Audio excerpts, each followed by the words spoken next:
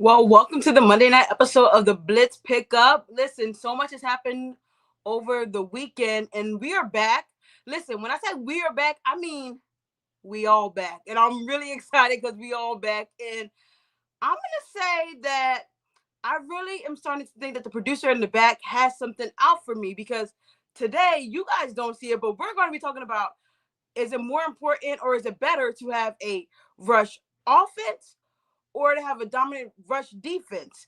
I feel like they're really trying to, come after me because these are two things that are really near and dear to me. You guys know I love the run game. You guys know I love defense. And I love a physical defense that's able to stop the run. Now, before we get to that, we have to talk about these units within the team. And we need to figure out who or which unit we're thinking is going to be the best unit for the Dolphins, this year. Now, this is normally where I say something, and I'm going to say it. The unanimous MVP is from Jersey. That's all I got to say. Hockey is over. NBA is over. We got football. But listen, we're gonna have a great offseason with us. We're getting into some of the units, and we do have an announcement at the end of the show. So make sure you stay tuned until the end of the show, guys. You might as well come on up. Vincent, what's good? Welcome back, Lou. Lou's back. That's all that matters. Insanity Tone, what is good, Wait, man? What is good? Can you hear Lou? Yeah. You can't hear Lou? Y'all can hear him. I can't hear Lou. I mean, I couldn't. Oh, Yeah, Lou good. You can't Lou's hear good. me? Can you hear me? Yeah, I can hear you. He said he can Lou, hear say you. You something? can't hear Lou? Hold up. Wow, Lou. Your first show back and she muted you, bro. Man, What? I got blocked or something. It's Man, I got not blocked. Lou. She Right. blocked Lou? I will be right back because if you can Oh, hear me, heck I will no. be right Mudbone back. say I hear him. Lou, I don't know what's going on, Lou. I got blocked. Insanity did My something. sister done blocked me, man. You know what I'm saying? That's crazy, dog. No, she didn't block you already, bro. That's kind of crazy. Hey, man, as y'all can see, man, my good brother is back in full effect. You need Lewis, he's the voice of reason. Voice of reason. Shout out to Michael K in the building. So let's try this again, Lou. Let's try it again. Lou! Insanity. Yeah, there we go. What's up, Lou? I can hear you now. Hey, Tone, she had to leave the show to unblock me and then come back. That's crazy. Kind of crazy, right, Lou? Yeah. Yeah. Insanity, you blocked me after a week. After a week, you blocked me. Never. Lou, I would never. Never. Hey, Lou, you know I would never. I don't know about her down there, but I would never. That is crazy, man. I haven't had any beef. I'm happy that Lou's back. Hey, Lou, welcome back. Missed you from the bottom of my heart. Listen, at the end of the day, I missed you guys. But incredible. What is it, like 3 or 4 shows? I know pretty much all last week, and I think it's like a couple of the week before that. So again, I know I always say when I first come up here, I'm gonna say it again. Shout out to Tone and Insanity for holding this thing down and not, it didn't miss a beat. So I appreciate y'all, man. Appreciate you, my brother. Hey man, listen, everything seems to be moving along well. We got the whole team back. But I do want to ask before we get into it, Lou, Vincenti, I don't know if y'all watch UFC. Y'all watch UFC? I watched it last night. Boy, hey man, listen. Boy. Justin Gaethje. Shout out to Justin Gaethje, man. Listen, man. I called it when he beat Papu, whatever, Pablik. I forgot it. Pump, whatever his name is, the crazy white boy. He be doing all the things. And I said, right, because if y'all watch the fight with him and Topuria and my dog, Max Holloway, right? When you watch it, Max Holloway tuned them up for the first 3 rounds. Like it wasn't even close. Ilya Topuria didn't look like he belonged in the same ring with him. The difference is, that man, he hit very, very hard. Like he had grenades for fists. So he caught Max Holloway. He's the only one in history to ever knock Holloway down, and then he knocked him out.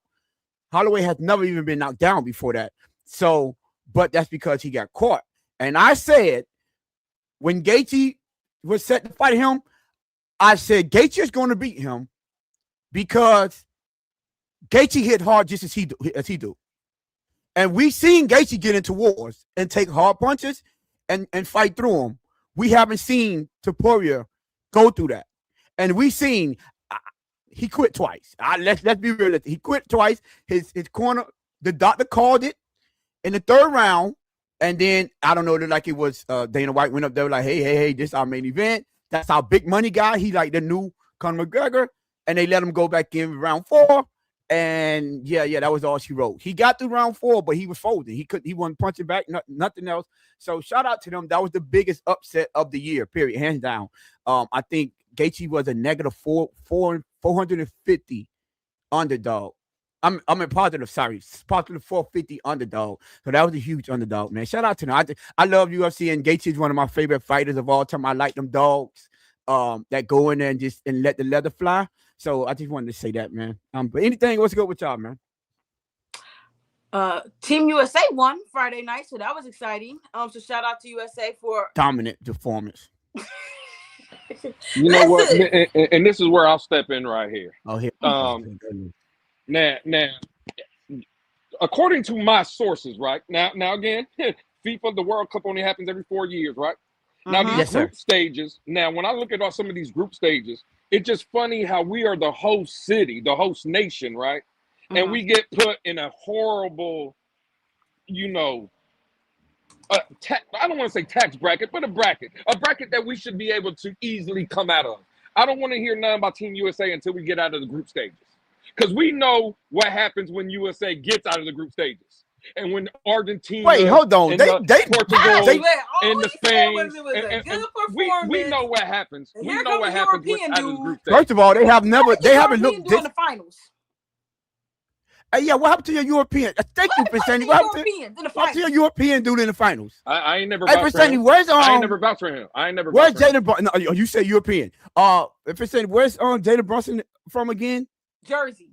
Jersey, American, right? America. He American. Oh, okay, American. American. Josh Hart, American. Carlton Towns, American.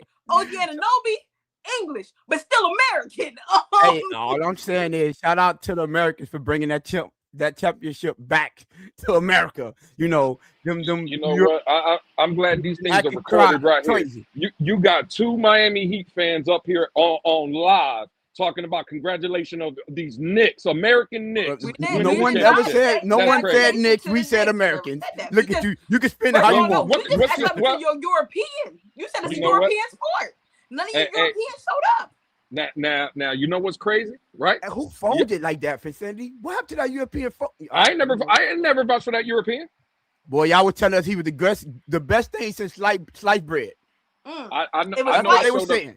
I know I went to a Twitter space a couple days ago and I said that Dylan Harper was the best player on the Spurs. I know that. Jersey. Where's he from? Oh. Well, again, I don't know nothing about that. Oh, you ain't saying nothing about no Europeans no more. I know that you called it nothing but Americans now. So I thought we were talking about hockey. I mean soccer. That's what I thought we were talking about. Oh, now you want to talk soccer. How we jumped to basketball? I thought we were talking about soccer. Oh, okay, cool. That's all we. You know what? But the Americans, they scored more goals in that one that game than they did all 2022.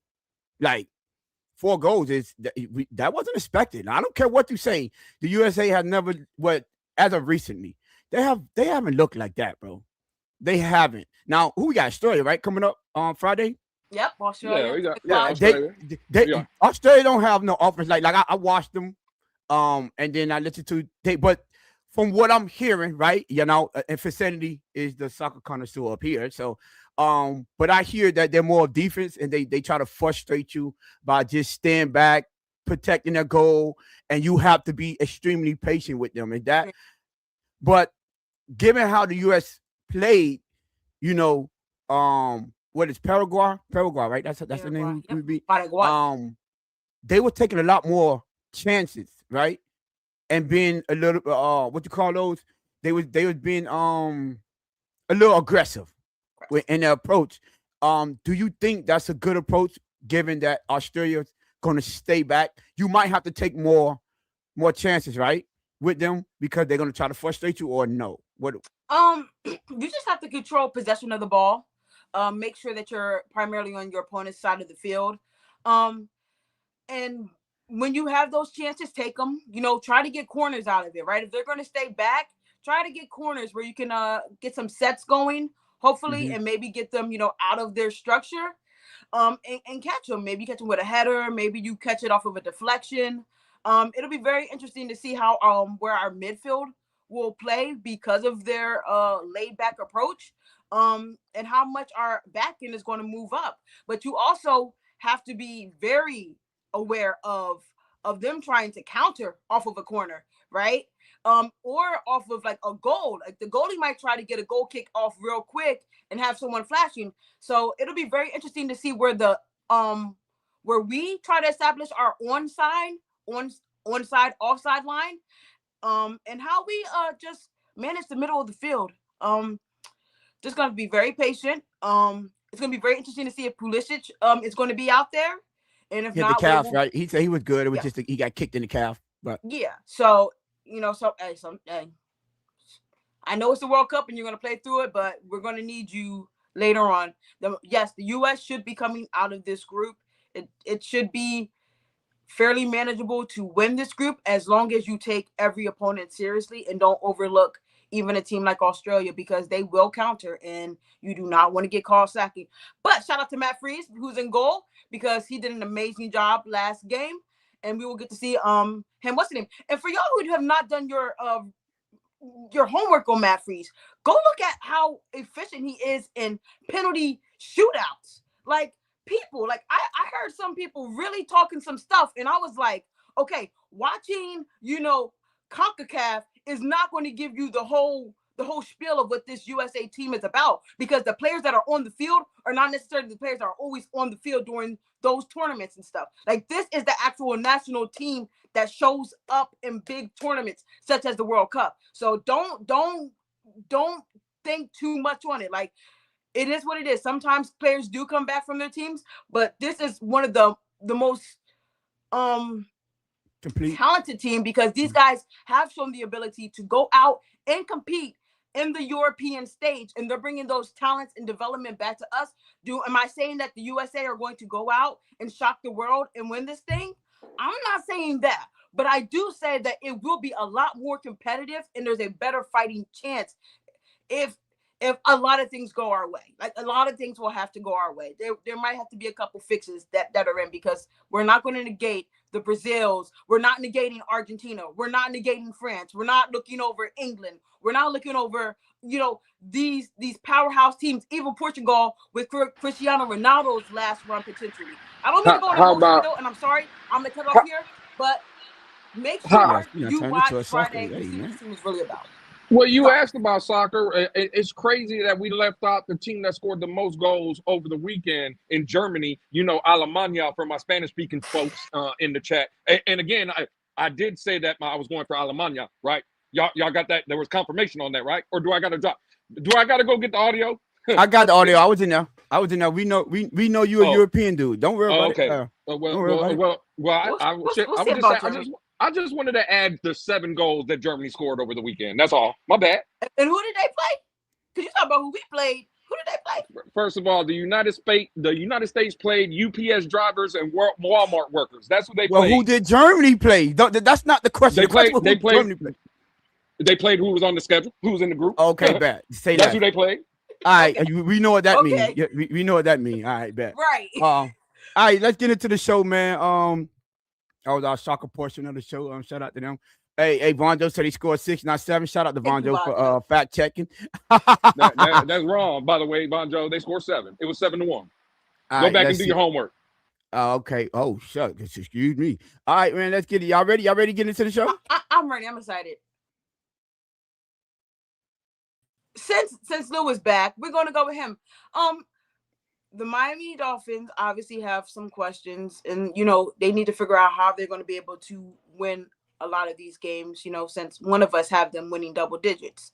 Lou, who do you foresee being the best unit of 2026? Offense, defense, or special teams?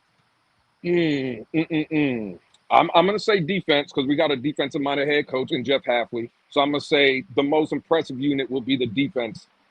I think if I have to pick a specific unit on the defensive side, I'm going to go linebacker. We still don't know what's going to happen with Jordan Brooks. He wants an extension. The Dolphins still haven't made that yet, so we don't know. He could be a possible trade candidate. Who knows? But when I just look at the overall linebacker crew, bringing Dotson back, Well, the full unit, not Brooks, the not individual, offense, defense, or special team. Oh, then the answer is simple. It's defense. I think Jeff Halfley. Again, we all know first time head coaches or first year head coaches, better yet said, especially if that's on their side of the ball, which he is a defensive guy. I think he'll have more say. And y'all know me, right? I don't really trust Bobby Slowick, our offensive coordinator, like that. You gotta show me for me to start believing in you. And even though I have question marks about Jeff Halfley, I do think it's easier to kind of get the defense up to speed faster than the offense. They probably got more offensive guys that are new anyway. So yeah, my answer would be defense. I think the defense might start off a little bit sluggish, but by week 5, 6, 7, 8, and then better and better and better. So that would be my answer. I think it. Again, if we're just gonna not no unit, just defense, offense, or special teams, whatever, it would be defense for me. For me, see now, Jeff Halfley, he's a defensive guy. So, and obviously, the first thing you're gonna say, oh, it has to be the defense. But I think we have our best playmakers on offense. HN, best player on the team, right? That without question. The only guy I would say that's, let's say you got Zach Sealer and Jordan Brooks, names that are noteworthy on there that I say, okay, them are people we don't have a question for on defense, but everyone else, there's a question there. Even, returning Chop Robinson is a question for Chop Robinson to be, whether or not he's the guy or he's worked that number 1 pick, and then also you have who else is the question? Everyone else, Tyrell Dawson, but he's not a big name guy, so to speak. So then I go back and I look on the offense. The offensive line look like it's going to be formidable, right? You got Patrick Paul. We trust Patrick Paul more than we trust them people on defense, right? We got Aaron Brewer. We trust Aaron Brewer more than the people that we have on defense. And then you also trust Achane, which is the best player, So I think that offensive line, even coming in minicamp and OTAs, they say they want to establish the identity of this team. They came out and said that. They took on ownership of that. No one on defense have even mentioned nothing like that, right? Not to say anything bad against them, but I don't think anyone on defense came out and said, I want to set the identity of the team. We want to be the one to get rid of that soft narrative, right? And we already know Aaron Brewer was like that. We know Patrick Paul was like that. And then, Caleb Proctor, we didn't like him. And shout out to Lou. I'm glad Lou back, right? Because I've been giving him credit for this statement when what he always said, well, he'll bring up to our attention. When Caleb Proctor was drafted, it was a no for everyone, for the most part, right? Initially, no one liked that draft pick. I'm live saying it better not be Caleb Proctor, and that's who they drafted, right? But I also said, I think in the NFL, him transitioning to guard better suits his skill set. For me, I will hope that they keep him at guard, even though we do understand that they have plans on kicking him out to right tackle. But I do think him being at guard helps him out tremendously, and him being in between Patrick Paul and Aaron Brewer, I think that left side of the line is going to be something to behold. And let's see how it plans out. So for me, I think the offensive unit is going to be the best so far. And then we do have, because I think you say Bobby Slowick is your biggest question on this team. It's not even the weapons. But then when I go over there, Bobby Slowick, I think both years had a top 12 offensive unit. His two years he was over there in Houston. I know the first one they was ranked like 11th. I think the first year they was ranked 11th, and that's with injured Tank Dell. I think Tank Dell got injured that year. So it was really just one receiver, and they had a running back, and Joe Mixon, kind of the same makeup that we have here at the Dolphins, right? The only question would be, can Malik be consistent? Right? We didn't understand what CJ Stroud would have been because remember he was a rookie. So I think he has kind of the same makeup right now this season as he had in Houston, which is technically this is a first year starter in the NFL, which is Malik, a full-time starter. Malik is a first year full-time starter with a dynamic running back. The only difference I would say is there's no Nico Collins over here. Like no one can near Nico Collins over here. But I do trust that the offense is going to be the best unit because they have to. It really do have to because they said they were going to be run and defense.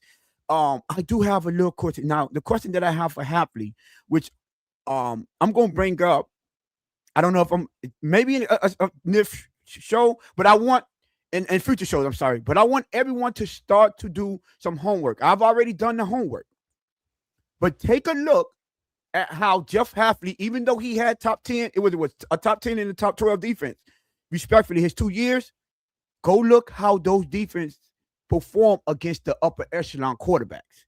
You will be surprised how bad they are. It's not a good look.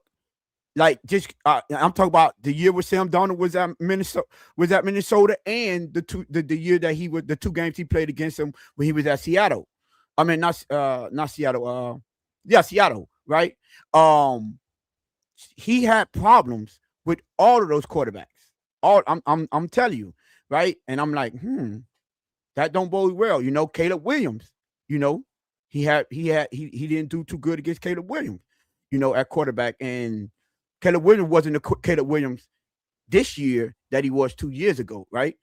So that could be something to pay attention to, because that is what kind of helped me make this decision. Because I'm like, look at the slate of quarterbacks that we're playing this year. Look at them. You know what I'm saying? I said, let me go see how he typically do against those quarterbacks. And it's not good, people. It isn't good. And the people that he had over there was the talent. We could say that team had more talent on that team here, which is why I think this offense in the run game is going to help him out tremendously, which is to take away possessions, slow the game down, and be a time possession offense. That way you don't have to, your defense could come into form, and you don't have to rely on them to be on the field as much. And I do believe that's why they took the approach that they did in the draft and in the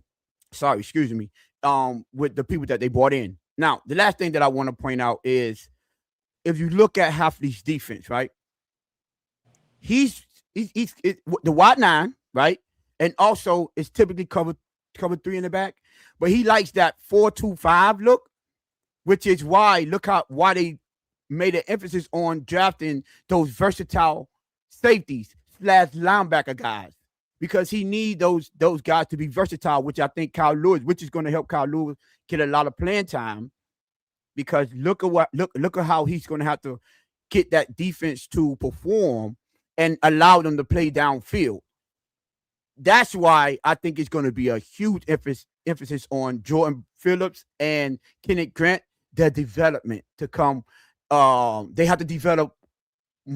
Well, take that sophomore jump is what we said, that second year jump, because they're going to rely on them to keep those offensive guards, the tackles, and those people that want to block them. They're going to rely on the big guys to occupy those guys so they can roam free. And I'm just not as sold on that defensive line or that defensive unit as I am already on our offensive unit, because we already know what A-Chan going to do. We already know. And he did all of that with Jonah on his offensive line, right? So he did that with Jonah. So for me, I believe it would be, the offense, which is going to be the best, the one that's going to perform the best in 2026. I know Vicinity wants special teams, so I don't even know if we should even ask. Ask wow, Vicinity. that's crazy. Listen, I was going to say Lou chose defense. Tone went offense. Am I now supposed to go and defend the special teams? I mean, I can if you guys want me to. Oh, I thought you said like the kicker or the punter. You said the punter was going to be the most impactful, right? Okay. The punter. But not the unit. Newcomer. newcomer. See, people forget that. People forget that. They just say that, oh, I said that the punter is going to be the most impactful player on the team. So you only said that because it was newcomer, right? We said because a newcomer, someone new on the roster. But you also said if it wasn't a newcomer, you would have picked the kicker. What? Oh no, what? Nothing. I remember you said if it wasn't about newcomer, you would have put. I did not say that live on stream. Please go get the audio. I guarantee you said that live on the. Don't make me go get the audio. Don't make me go get the audio. Yes, you did. You might have to go get that audio. I'm gonna make it a short so everybody can see it. It was a great stream. But like I stand on how I feel about like what I think this team is going to be. And still to this day, I'm like, show me what's in it. But I'm glad, to Lewis's point, he brought up the defensive players that'll be able to make a big impact. I like, when I think of like Zeke, Biggers, when I think of, Jordan Brooks, Dotson, when you think about can Chop make that, a developmental progression. But to my surprise, when this was sent to me, for a moment, for a split second, I was like, oh, give me the field goals that I projected. I was like, oh, maybe Tone really did this for me. Then I had to sit back and I had to think, if we're getting field goals, that does mean to some certain extent that this offense and defense are doing something with establishing the line of scrimmage, right? And we're getting that. So for me, it is going to be the offense, and I'm sad that I came back and I have to agree with Tone. This is not a comfortable place for me. This is not where I want to be. What I love and is that when you have a player like Achane, right, and you go out and you say that you want to establish the run, it does not negate the significance of what play action will be for this team if it goes right and getting Malik Willis out in space on bootlegs. Like people, the world will be his oyster with that type of arm and with the potential weapons that we have. Now, these guys have to be able to make a play when that does show up. But when I think about it in the whole grand scheme of the offense, I don't want to harp too much because I think you had a lot of amazing points, Tone. Put that on the audio. So when you say that, I be coming for you. And I'm like, no, I be giving you flowers most of the time. To put that on what's her name? Where's Shake Money at? Don't do this. Don't do this. Don't do that. I think that if, and it's a big if, we are able to get what we were able to get out of Achane last year, right? Where was the big struggle at? It was in the passing. And now you bring a quarterback who has arm, who has mobility, who has, the ability to extend plays, to not feel pressure in the pocket, to stand, to be willing to take the hit, to be willing to step up, to be willing to make the right read on a certain play. It can be very interesting. Do I think it's an 11-win interesting? No, we're still under 4. But it could be very interesting with what this team will be able to do. And I do believe that there will be at least, with the talent of Malik, with the threat of Achane, with the power of Ollie Gordon, and with you establishing the trenches, we're going out and getting a blocking tight end that will help, extend the pocket in a sense. It is going to be very interesting to see how we're able to utilize that run game to open up the passing game. And I do believe we will see some explosive plays every single game. And we're going to be like, wow, there's something there. And we're going to be really, really having a lot of fun. It may not end the way we want to, but we will see something from that offensive unit via the run game opening up the pass game. That's all I got. Appreciate you. Shout out to y'all. Go ahead, Lou. Yeah, man. Listen, I don't like y'all being on the same team neither. So now let me try to kill some of that stuff y'all were saying. Everybody in their mama knows we only have one player offensively. Everybody in their mama knows that. That's Devon Achane. If I can be on this show today and telling our listeners and both of y'all that Achane is the only thing we got, I'm sure the 17 teams we're about to play this season knows that's the only damn thing we got. So you know what we're going to see until Malik Willis can absolutely prove from the pocket. I'm not talking about the escapability, and I'm not talking about when he does the 2 cartwheels and a backflip to escape the pocket and make a throw down. That's not what I'm talking about, because he's going to be able to do that. I'm talking about the timing and the rhythm of this West Coast offense, because I know a lot of people used to have it, the problem, we don't like Mike McDaniel, this is a West Coast offense. But here's a shocker. 80% of the league is West Coast system. Yes. Right. Until Malik shows the ability to be in the pocket, play from script, on time, and on rhythm, you're going to see 8, 9-man fronts. You're going to see a lot of bump and run on the Miami Dolphin receivers, because according to us, we don't have none. You want to name them? We don't have none. So I think the emphasis on when we come out and say this offense is going to be dynamic, yeah, we have a dynamic player, but that dynamic player can't do everything by himself. You see what I'm saying?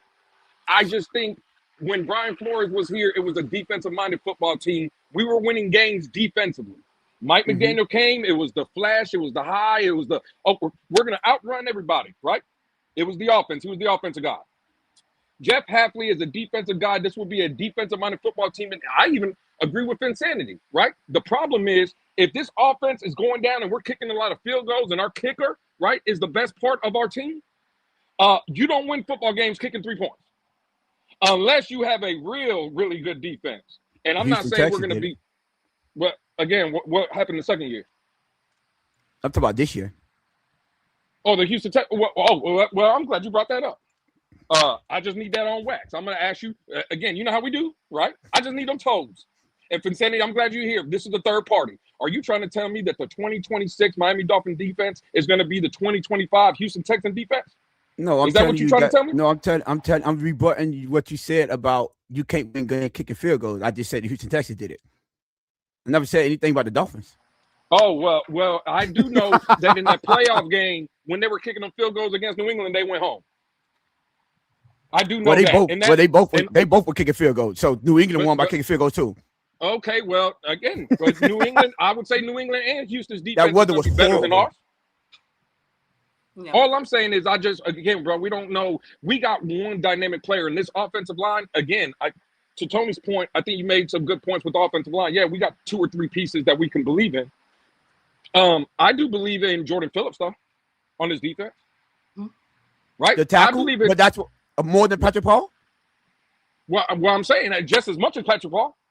I think Jordan Phillips has a chance to be the breakout player of the year for the Dolphins defense. Yes, I think he looks good, but as much as Patrick Paul? I'm just saying. Well, maybe not as much. But again, we just forget on the defensive side of the ball, we also have Josh Uche. Again, a guy that has double-digit sacks in his career, right? Yeah. Lonnie Johnson in the secondary. Again, not a big-time name, but he can make some plays back there. It kind of reminds me of what we had last year. Yeah. Exactly, Tom. All I'm saying is, again, this is going to be, I think, the first season. I don't think it's for the offense and this, that, and the third. Again, that's why I think Bobby Slow kept his job, just to keep some kind of continuity. I think this team, the only way you're going to break out of that, let's say, soft label, again, everybody that came in here, it's a defensive-minded team. They're telling you what it is. We're going to run the ball and play good defense and try to beat you like that. And we think the offense is going to be dynamic. I don't think so. I think it's going to be a struggle in certain games to score points. And I think that defense, if we are going to be winning these games that Tony told you we're going to win 11 of them, and Bonjo in the chat told you we're going to win 10 of them, it's going to be more on the defensive side of the ball, not the offense. So let me ask you a question. So I'm glad you said that, and it sounds amazing. I miss when you've been here, because it sounds good come when you spew it out there. When we had, first of all, last year, the whole world and their mama knew that A-10 was our only weapon. Yep. Did it stop them last year? No. No. A water was a weapon.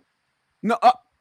Again, we had last year, the whole world and they mama knew that A-10 was our only weapon. Waddle wasn't getting. Wait. They had. But he was on the field though. They wasn't. But they weren't doing. You talk about 8 in the box. They had 8 in the box. We started to announce that, hey, this has been the most single high we have seen since this team was assembled.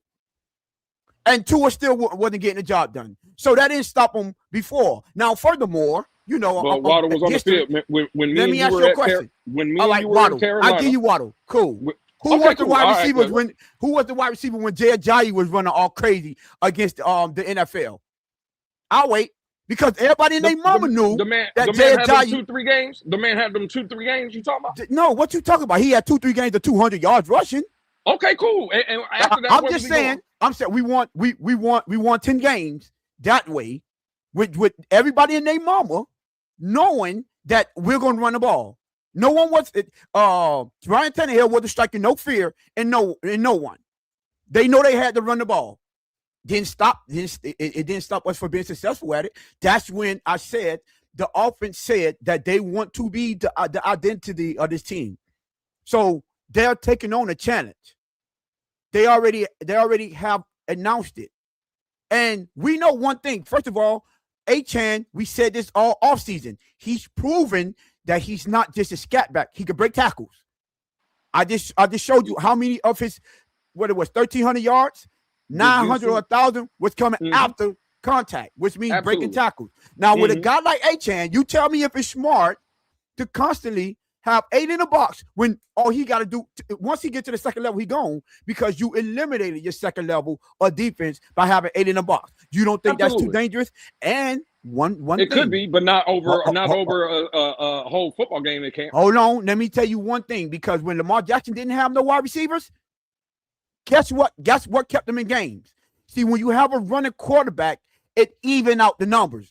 So that 8 man in the box doesn't mean as much now, because now you have to account for also Malik Willis running and another dynamic runner, which that take away the advantage. Now we equalize everything. You forgot that part, right? You just and that right there, right, also contributes more to your quarterback can take more hits and get injured at a higher rate. No, correct? not necessarily. No, not I'm just asking. I'm just asking. No, not necessarily, because Finsanity said something that you glossed over. The play action game is going to be dangerous.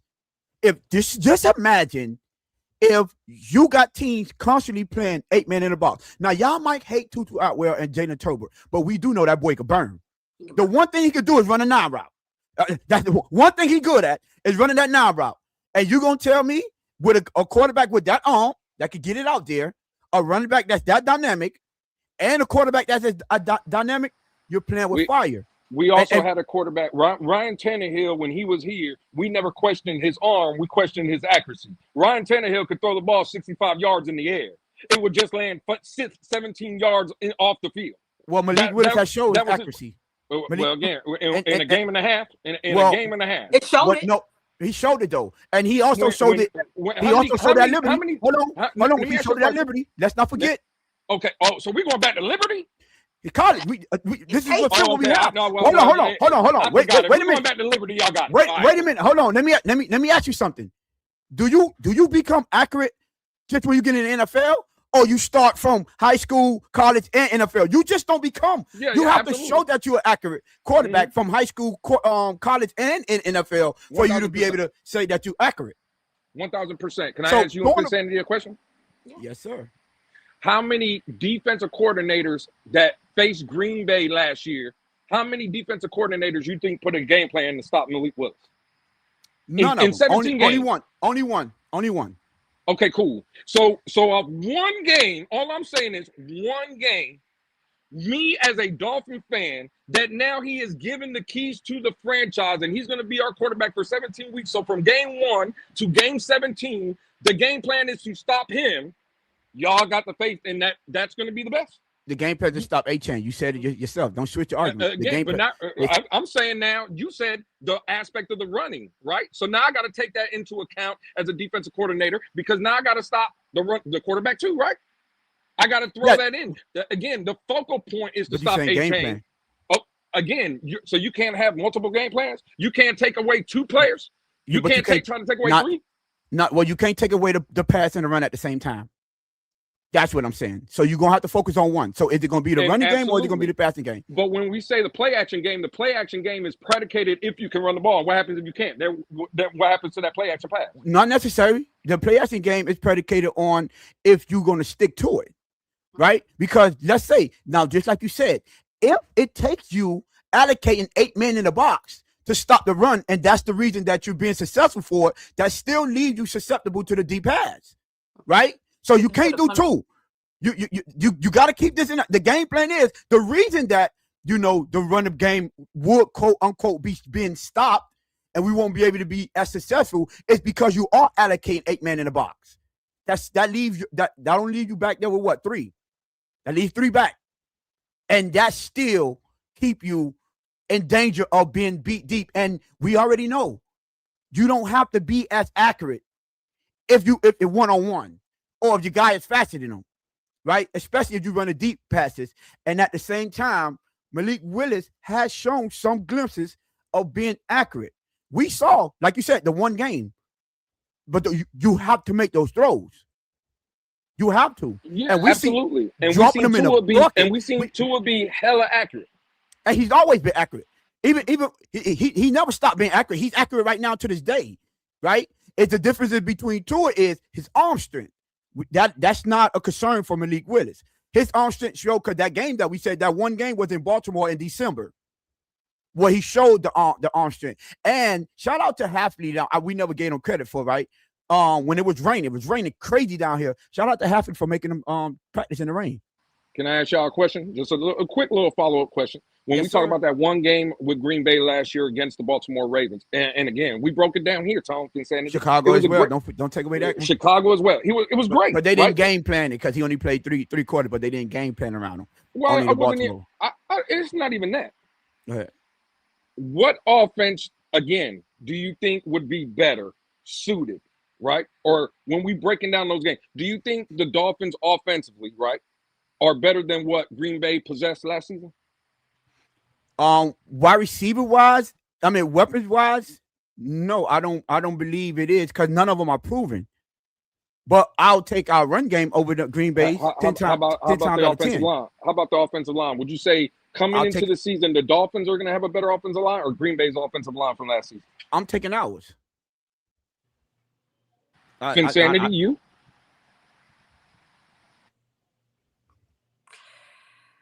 I don't know what the unit looks like. I know what the talent.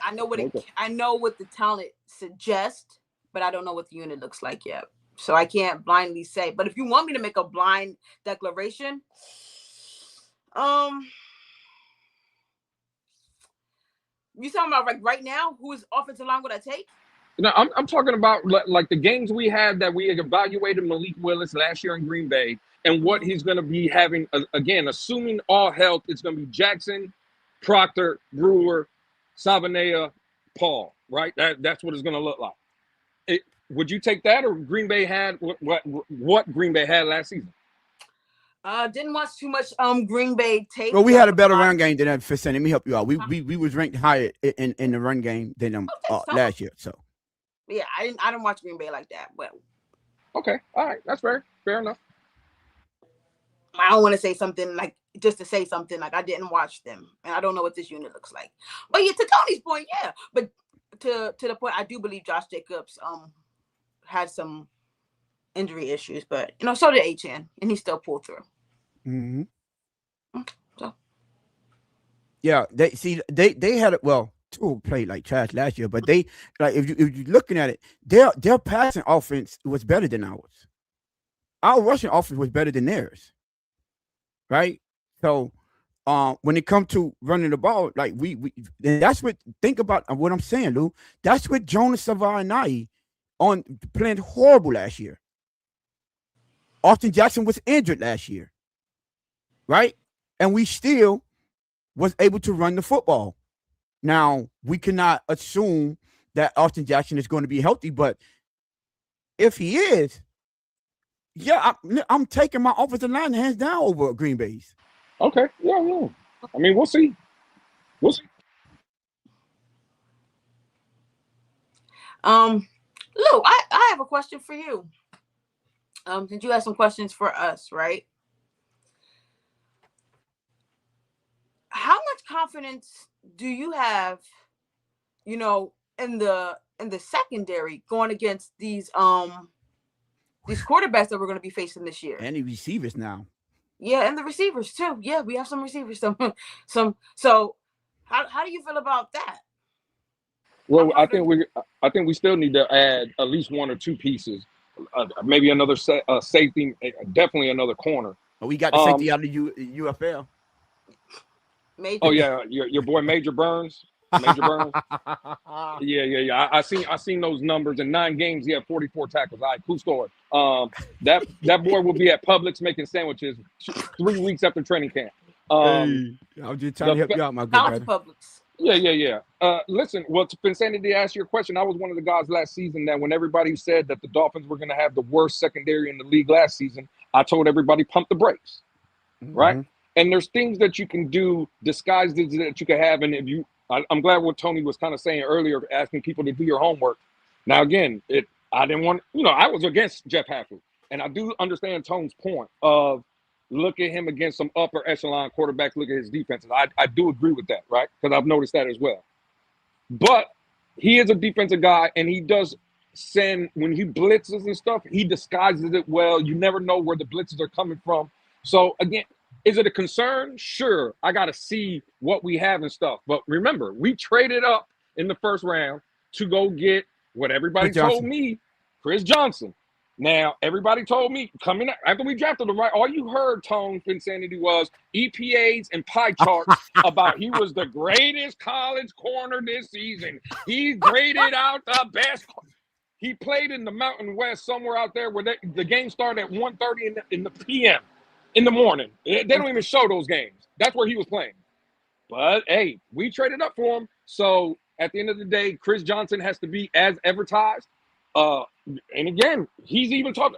I don't know if y'all see his interview he just had. I think it was on Good Morning Yes. Football or whatever. Yeah, I saw the first half of it. Yes.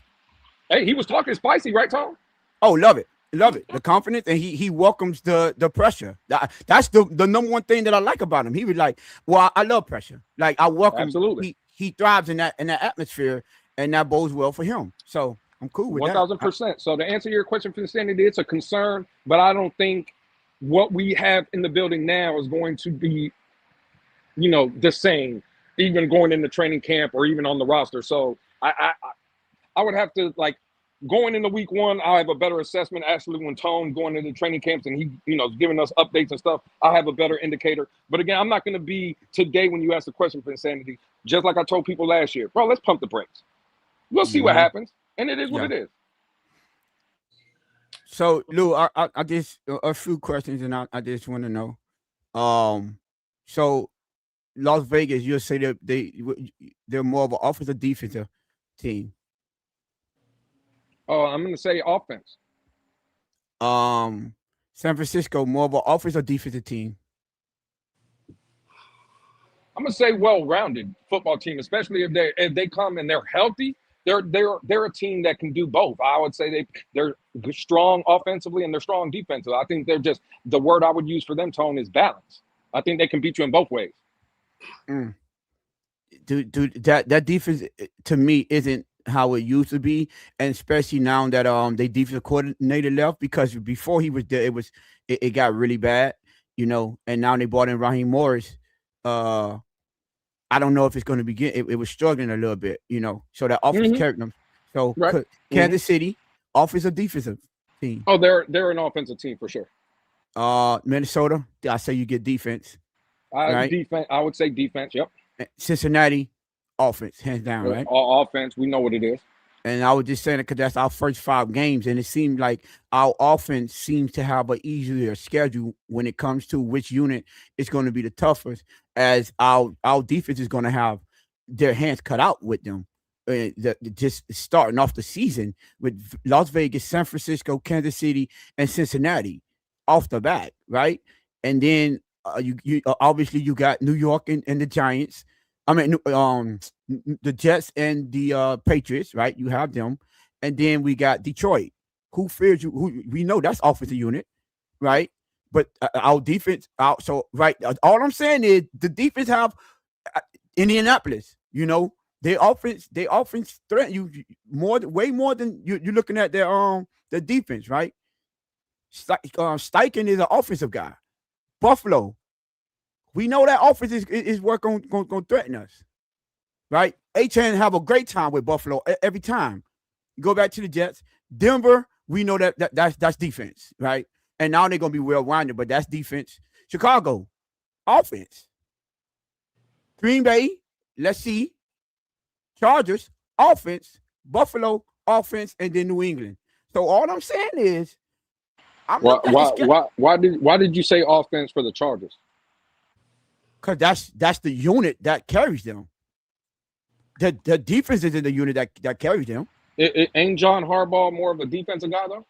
More like a defensive minded, For the ball control, run game defense, but yeah. the defense haven't been like that. It was he had that one season when that defense was it was. I'll say, you know what, you could give the Chargers round because even though the defense was good in the first half, towards the second half they tailed off. I don't know if you remember, they started off really good when they only gave up what it was like more than 10 points in like only 3 games the first half of the season. Yep. But then in the second half of the season, shit, it got real ugly. You know what I'm saying? So, And but I'll give you that. I'll give you. We'll lean more toward the Chargers, but still, our schedule is heavily favored offensive powerhouses more than we're gonna have to go against those defensive powerhouses, and that's all I was saying, just to see.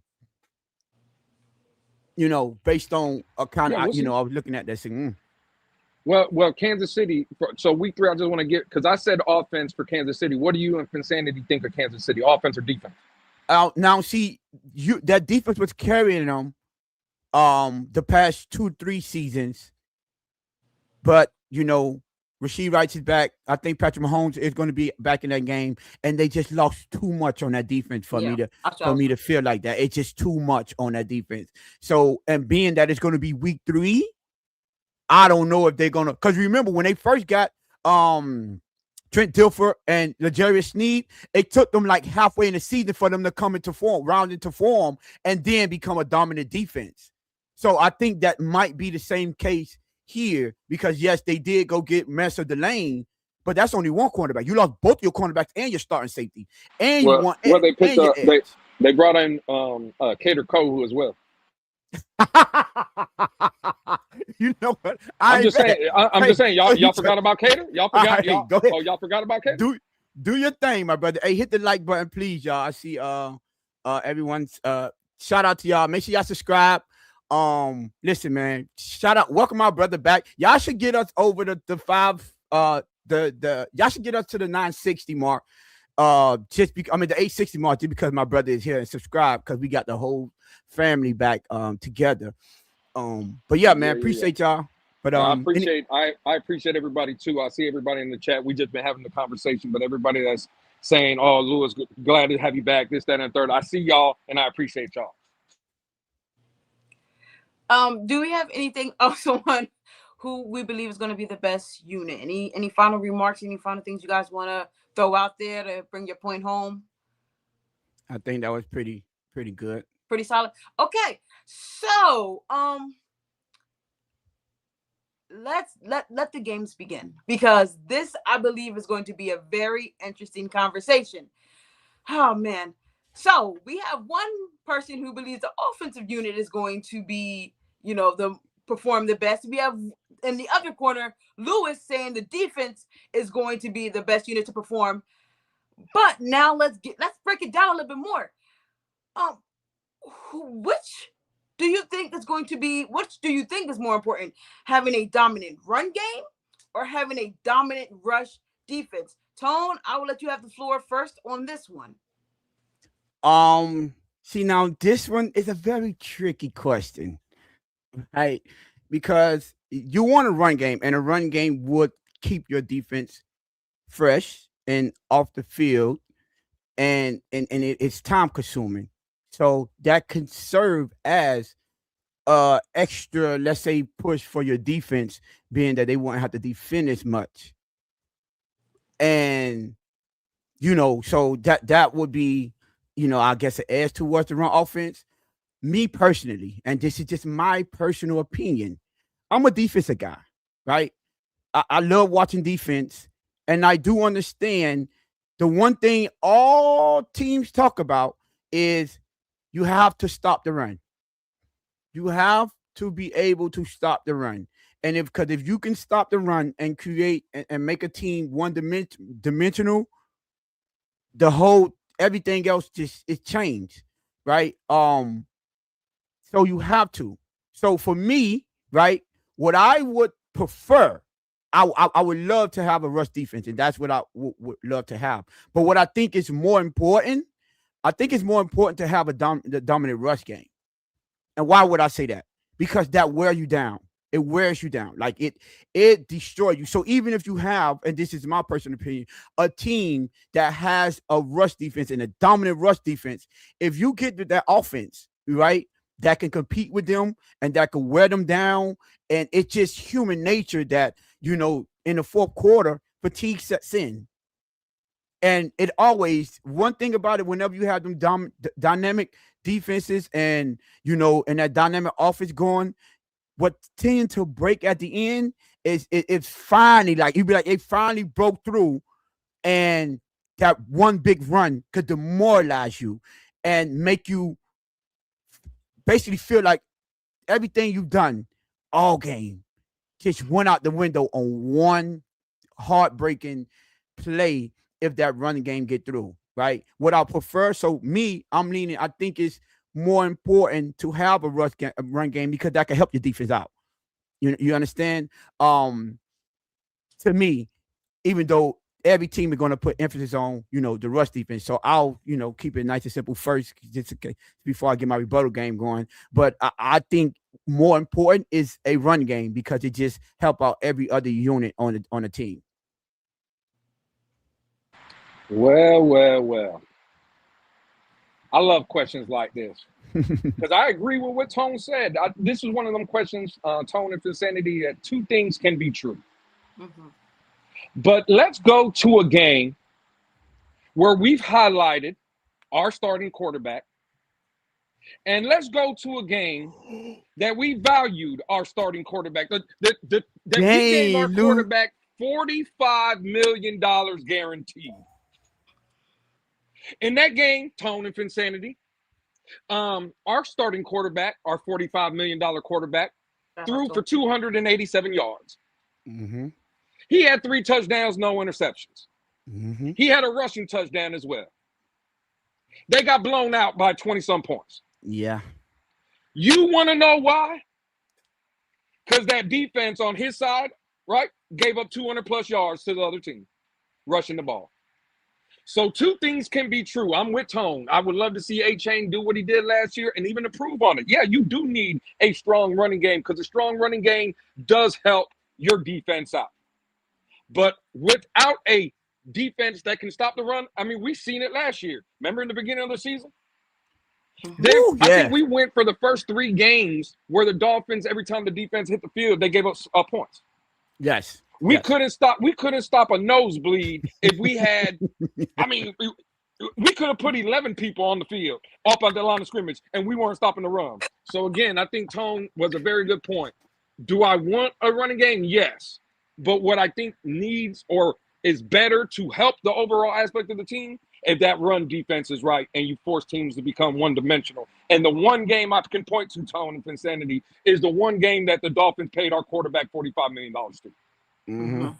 So would you say that run offense just carry that team? Like, because we know Derrick Henry had 200 on his own, right? Now, would you say that was more because of Green Bay having a terrible run defense, or that was more of that was a dominant run game? A big guy that you can't tackle. We were breaking all kinds of, like, go watch the game. And Green Bay, they rush defense wasn't bad last year. I would say it was dynamic, Tone, Insanity, that Baltimore run game. It was dynamic. But the point I'm trying to illustrate, right? Yeah, Baltimore had that dynamic running game, but that offense for Green Bay was still putting up points. They were still scoring. Yep. Like, yes, they were. Again, so what happens if Miami is scoring points, but that defense is just giving up points? You see what I'm saying? That's the overall point. I just think defensively, listen, what is the old adage? And you can go through all sports. What do they say? Defense wins championships. Ain't that what the old saying is? Yes, defense win championship. Yep. Again, Tone, Insanity, it's a two-part question. Two things can be true. Tony is right. You need a run game. You need to be able to stop the run too. And if you told me that as of right now, we could only have one of those, like if you told me we could have a top 10 rushing defense, right? And let's say a top 15 rushing offense, I take that. We just can't have the 18th run defense and the 23rd rushing offense, right? That's where you get in trouble. But if you can kind of manage both and stuff, I would just still to say, and Tone, you said it, you're a defensive guy. I think defense is overall what really keeps you or saves you or wins you games, better yet said. So I would much rather have a dominant run defense than a dominant rushing offense. I'm sorry. That's just me though. Yeah. That's a really good point. What I would say is to add on to your point about a rush defense. Like let's take the Dolphins, right? The only time we won championship, like we had a great defense, but that run game is what demoralized people, right? That was the demoralized people, and that Ravens team and those Tampa Bay Buccaneer team that was the all-time great defenses. The team that was able to match them and run the ball effectively on them was the ones that were beating those teams. Because if you tried to get your quarterback to do something, they destroying them. Now, there's only one guy that I know that destroyed a dynamic defense. That's what DeMarino when he killed the 85 Bears defense, right? DeMarino was the only one. But for the most part, if you have them dominant teams, it's the ones that break their will by running the ball on them, right? Because if you let them make you one dimension, that's all she wrote. That's exactly what they want you to do. So, I would go out and say that, like, because now let me ask you a question. Because you said, would you rather have a mid-level defense, right? Let's just say 15 or 18, but a top 2 rush offense, or the opposite, a top level defense, like say 1 or 2 defense, or mid-level offense? Which one would you prefer? Because I take the defense. If you tell me I can have a top 5 defense and let's say middle of the pack, 15, 16 offense, I'm taking the defense all day. You know why I'm taking the offense and the mid-level defense? Because we seen teams structured like that and win way more than we seen a team that was defensive heavy. Like it take a historic defense to carry a team like that. Now who had a top, like a top defense and I ain't gonna say middle, but a pretty good offense. DeMarino in 95 and 98. Matter of fact, in 98, he had the number 2 ranked defense. But when Denver came in with Terrell Davis and them boys, and John ran through that defense. So for me, right, that defense could only one bad game, it's over with. It's over with because the offense is not going to be able to carry them. But we know running games travel, regardless if it's been super impactful, because all that defense have to do with, hey, defense, we need you just to hold. Don't get killed. You know what I'm saying? You stay mid-level, that run game is going to carry you through. It will. Tone and Vincenti, and let me ask you a question. What like from the running game last year with the Dolphins, where would you categorize like that for our running game last season? Would you call it dominant? Would you call it middle of the pack? Terrible? What would you call that? It was slightly above average. I think we was 12th or 11th in rushing. Oh, okay, cool, right there, right? Well, Vincenti, I don't know if you want to answer as well. Do you agree with Tone? I said I felt like we were in middle. Yeah. Okay, so let's just say middle. Tone said 10 or 11 or 11 and 12, something like that, and that's fine, right? We was 13. I'm looking it up now. We was what? 13. Okay, so we were 13. So we were more above average. Yeah, that's slightly above average. Yeah. Mm-hmm. The question I would have for you and Vincenti, Tone, because you said a strong running game will break or demoralize the other team. Last year, with the 13th ranked rushing attack, how many games did the Dolphins demoralize teams? And would y'all say, in your opinion? But that's why I said 1 or 2 defense. I mean, run game, not a middle of the pack. Do you think this offense could be, again, with the offensive line that we think we're going to have, barring injury, if they're healthy and stuff, with A-Chain, do you think we can have a 1 or 2 top, or let's say a top 5 running game?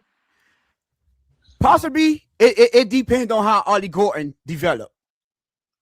If Ollie Gordon developed to be who he has the capability of being, then yeah, I think we can have at least a top 5 rush. And the reason why I'm saying this is because we're gonna have to add in Malik Willis rushing as well, right? It's like when you take Lamar Jackson off the Baltimore Ravens, right? That running game is not going to be as dynamic as if when you add them on, because the amount of attention that you have to pay to Lamar Jackson. So I think that would change the dynamic of how your run offense going to look. So I think it's possibility. Now, would I bet the house on it? No, because we haven't seen it yet. But I'm not taking away the possibility of them possibly being that. I'll say we have. I'll say it like this: we have more of a possibility of us having a top 5 run game than we have of us having a top 5 defense. I'll say that. Yeah, I'll take that one to the bank. That was a good question, Lou. I don't know about that, man. I'm sorry. Again, Tone, I think you, because I'm not thinking about Tua, but I got to get out of the mindset of Tua, because I'm not thinking about the running aspect from the quarterback yet with Malik. Yeah. And I do think that's another 3, 4, maybe 500 yards we got to add on top of that. So I get what your point is there. I just think with the emergence of Jordan Phillips, and again, I haven't been around. I'll just give my assessment of what our OTAs and stuff, some of the things I was hearing. Bro, they said that Jordan Phillips was probably our best player on the field. Yeah, he looks I don't amazing, know if y'all were hearing that. They say he's a man amongst boys out there. Shorts and T-shirts, Lou. I get it, right? Well, again, if we're gonna play that game, our quarterback was in throwing touchdowns in shorts and T-shirts. Yeah, that's what I'm saying. But let's be realistic. H-Chain hasn't even played. He hasn't even practiced. Right. The unit that is affected the most, right? Individual unit, not as a team, not the team unit, but the individual is deep. I mean, it's offensive line, hands down. Like they're at the biggest disadvantage when you're in shorts and T-shirts, without question. It's not close, right? Defenses, because the pass allowed them to get their hands and control the body of defenders that you're not allowed. You get what I'm saying? And you know one thing about the offensive line, they're allowed to grab and hold you long as it's inside the chest, the shoulders, and not outside the shoulders. So that is a major difference. Like I said, I know you've been paying attention. Chop Robinson always look amazing every offseason in shirts and shorts. But when them pads come on, with a real Chop Robinson, please stand up. And that's what always happens. So yes, and not taking anything from Jordan Phillips, because he looks amazing, and even last season we saw him play, and I was like, okay, he stands out. Look at him taking on double team, dropping that, like that man take on double teams like it means something to him, and he does seem to at least now take that next step forward, and we know he's more of a workaholic, like he's gonna outwork you, work out everything. So we expect that from him, but that can only take you so far. And let's go. Listen, I hope so, Lou. Hey, listen, in the perfect world, we both will be right. We'll have a dynamic run defense and a dynamic rush offense. Well, I'm just hoping to your point about Jordan Phillips holding up double teams, that creates rushing lanes for linebackers to be filling the gaps, filling the whole tone. Play downfield. We talked about it all last year. We even did the highlights. We broke it down for people, right? We were backstage. Vicinity is the one that even told me in tone, hey, can we go back to here? Look how they remember. Y'all remember that when we did it last year? Yeah. So again, with the Panthers, and she noticed with the Patriots and Panthers, between the Patriots and Panthers game. Thank you for the shout out, God. Absolutely. So what I'm saying is the emergence of Jordan Phillips, and if he takes another step, hopefully Kenny Grant takes another step. I don't say he was better than Jordan Phillips last year, but towards the end of the season, he started coming around. And again, if you project Tone Insanity, let's say Zach Sealer can get back to at least half of what his form was, because last year was a down year. Let's just call it for what it is with Zach Sealer. But the 2 prior years, he led our teams in sacks from the D tackle position, right? He's a double-digit sack guy. Now you take maybe again Chop and the Josh Uches of the world. Again, I think we're underestimating this defense a little bit more. And for me, again, I'm always going to say, and that's just me. I do it. Brian Flores, I thought the Dolphins were a tough-minded, defensive-first football team. That's how they wanted to win, right? Mike McDaniel came up here. We scored 70 points, and I wanted to see 40, 50 points a game, right? Because that's what I thought.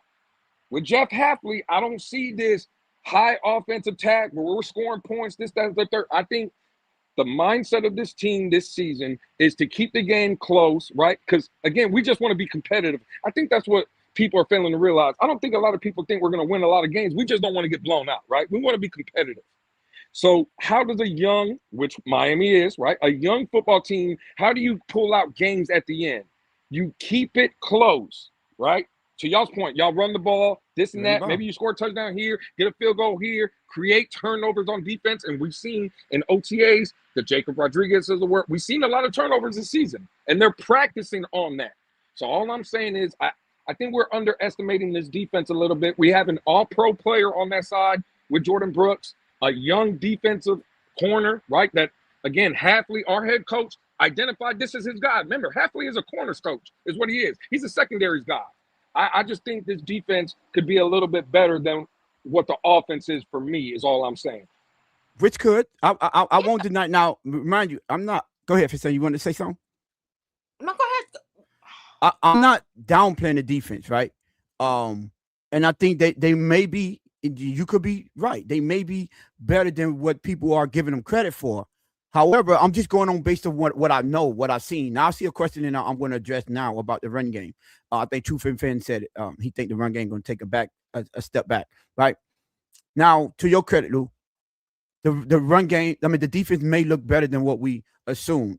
I'm just going based off the defense that, especially last year, the defense that Hafley had and how they was performing against a lot of these teams and these quarterbacks that we're going up against now.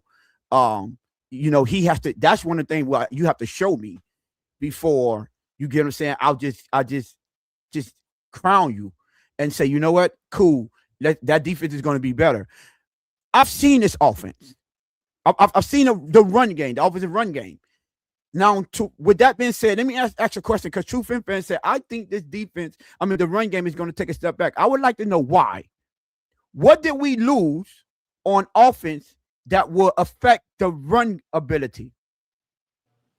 I'm trying to figure out. Is it someone on the offensive line?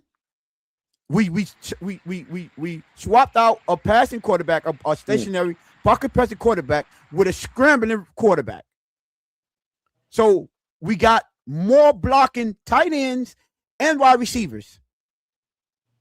So I'm trying to figure out based on what logic will we say, I think the run game is going to take a step back? I think the only way, and it's hard to say because Tyreek didn't play after week 4 anyway, so exactly. It would be hard to say. But I would say before that, because, bro, again, in 2023, Vincent and Tone, the Dolphins ran as a team for over 2,000 yards. Remember, yes. That was Tua's best year. That was the Dolphins' 11-win season, right? Yes. They ran for 2,000 yards. It wasn't like, and I believe, right, that the reason they were able to run for 2,000 yards we ran for 2,000 yards last year, though. So, but again, it's easier to do that though with a Jalen Waddle out there, and I know even when he wasn't getting he's not a blocker. Well, again, but he's that threat. He can take Tone. Me and you sat next to each other against Carolina. There was nothing Carolina could do with Jalen Waddle all game long. And they still left it one-on-one. They still left him one-on-one out there. And what happened when he left him one-on-one? What I'm saying, we still ran the ball well, though, is what I'm saying. That's what I'm saying. But the reason they ran the ball well is because that receiver went for $150. No, he didn't. He gave them. We didn't look at switch Jalen Waddle's numbers. What? Oh no, listen. Don't look at his numbers. Oh no, listen to what I'm saying. The reason he went for $150 is because they never took away the 8-man out of the box, and we still was able to run the ball. Is what I'm saying. So Waddle didn't affect the defense switching to let's take the people out of the box. No, you believe they ran 8-man fronts the entire game? No, not the entire game, but they didn't switch and take away and let's say double Waddle at one time or put more people in the secondary. What was they change rushing numbers that game or the Dolphins running game as a team? I didn't. I have to go and look at it one by one. I'll have to go back and see it. I'm not sure, but and just for Achan in general, like teams wasn't they won. You know what I'm saying? Stacking the, I mean, not stacking the box and playing back and things like that. They weren't doing that last year. Like respectfully, Waddle wasn't striking fair and people hard. Remember we were saying about his targets that he didn't get. Right? I just I don't know. You get what I'm saying? I don't know. I think I know in 23 for sure, and I'm sure Miami was one of the leading teams to see him cover 2 last year as well. Too high shell. I could be wrong about, but last that's year. just keeping the safeties back though. That's not. Well, again, if you keep a safety 15, 20 yards off the ball, and now let's say this year the safeties are 8 to 10 yards, maybe 12 yards off the ball, it makes a difference, right? Especially when you have 4-3 guys, and I'm not saying we don't. I'm just saying they're unproven. At least with Tyreek and Waddle, you knew that, again, just like what I was saying about earlier. Yeah, A-Chain's going to be the focus defensively. But when you played the 2023 Dolphins, you had to account for A-Chain, you had to account for Tyreek, you had to account for Waddle. There's a lot of things to overcome, right, in a game plan, right? I'm looking at this offense, and I'm going to be honest. Outside of A-Chain, who scares you? It was the same thing, and they I looked it up. We did terrible rushing that game. We only had 16 yards rush. I mean, H&M only had 16 yards rushing, and Waddle had 110 receiving that year. Thank you. I mean that game. What I'm saying, like what we talking but about. Hold on, but that was that one game. Now, when you say that, who scared people last year is what I'm saying. Who scared? Like once the season started, right? Because that was at the beginning. Cool. A-Chan was the one doing everything. Everything. Waddle didn't do anything. Like we was killing Waddle, but for not demanding the ball, not doing everything, it was all centered around A-Chan. What's the difference now? I don't like we just say Waddle because Waddle was a name. They ain't no. See, that's where again we gotta be factually correct when we talk. He was a name that in the league had been a starter for 4 seasons and had 3 1,000-yard seasons. And but not the season prior to that though. The season prior to that, he had 700 yards, Lou. 700. And but the first 3 seasons he had 1,000. Okay, but that's cool. There's not a receiver on this roster that has came close. Yeah, but there's a receiver on this roster that was close to his yards the past 2 seasons. See, we can't judge him based on what he was doing 3 years prior. We got to judge him what he was doing when A-Chan was here and running the ball and when he became the focal point of the offense. Remember, A-Chan was our leading rusher and receiver last year. I think you're taking that out. Waddle wasn't our leading receiver last year. A-Chan was. So this notion that A-Chan is the only one that strike fear in this season, it was the same thing like that.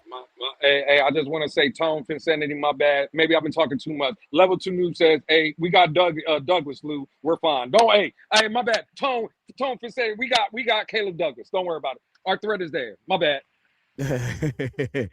Right. So that's what I'm saying. Like, I think, and we sit here. Now, this is what I want to say, because I see, and people tend to forget. We break film down on Wednesdays here for every game. Lou, Insanity, how many games were we pissed off that Waddle was being played man to man? They just want to throw him the football. Every game. Yeah. So defense, it did not seem like no defense failed them. You know None. why? You know why? Because A-Chan was there. No. You know why? Because they knew Tua was back there, and what you told me 12 minutes ago was Tua has no threat of throwing the ball down the field. There was no threat. And if guess who got the threat now? And everybody, again, cool. Oh, but there's no threat. But now there's no threat on the outside. Why not? Now you got a quarterback that can throw the ball deep. Well, you don't think teams Caleb Douglas is taking the top. You don't think teams respect? Well, he's a 4-3 guy. You think You they don't think respecting you Caleb know who Love? else is a 4-3 guy? Tutu Atwell. He's a 4-3 guy. So So whether you they got the think numbers or Tutu not, Atwell? All right. listen, what I'm saying is Oh. whether they got the numbers or not, we know every team. One thing they say, okay, you gotta respect the deep ball for Tutu Atwell. You're not worried about him routing you up. You aren't. And then what can help the receivers and aid them to have a better season? A quarterback that could buy time. Mhm. Which is that Malik has that ability. You know, and it has to be consistent. But I do think this notion, right, that just because it was Waddle was on the team, teams was game planning for him. No, we know for a fact every team in the league game plan for Achane. I don't like. I don't care what no one say. Like you could speak with feelings, but when you turn on the film, Waddle getting guarded 1-on-1 shows me that there's no respect. No respect for the quarterback. No respect for the quarterback or Waddle. For whatever reason it was, they wouldn't allocate more defenders to Waddle, like you're trying to make it seem. Let me ask you a question, right? And this is for both Sean and Finsanity. I don't want to keep like Finsanity. I want your input. Matter of fact, I'll start with you, Finsanity, right? She enjoy her day off because you back. You know what I'm saying? Yeah. I'm Hey, just, Tone. listen, I have the best seat in the house because I can actually chime in. You know, I can say, you know, I can react. Like it's been great and this has been wonderful. Missed you, Lou. Go ahead, hit me with your best question. Hey, you know what? You know what's crazy, Tone? She blocked me first, and now she wants me to talk all the time. Now, you see what I'm saying? That's crazy. That's crazy. Nah, but Finsanity, I'll ask you a question because Tone just said even with Waddle last season on the field, they were playing him 1-on-1, and that is factually correct. We all watched the film. We broke it down on Wednesday. Come through. We'll be doing the same for this season. Finsanity, I got a question for you. I said it's because of Tua. Tony said he disagreed. Cool. I didn't say that. You said it was because they weren't really like. I said about Waddle, whether right? it was Tua or for Waddle, they still didn't allocate extra defenders to Waddle. Okay, that's fine. Finsanity, if Jalen Waddle was on our team right now, he would be our clear-cut number one receiver, correct? Absolutely. With a quarterback now that is accurate, mobile, and can throw the ball farther than our last quarterback, do you think if Waddle was on our team last year, the defense would have to account for him now?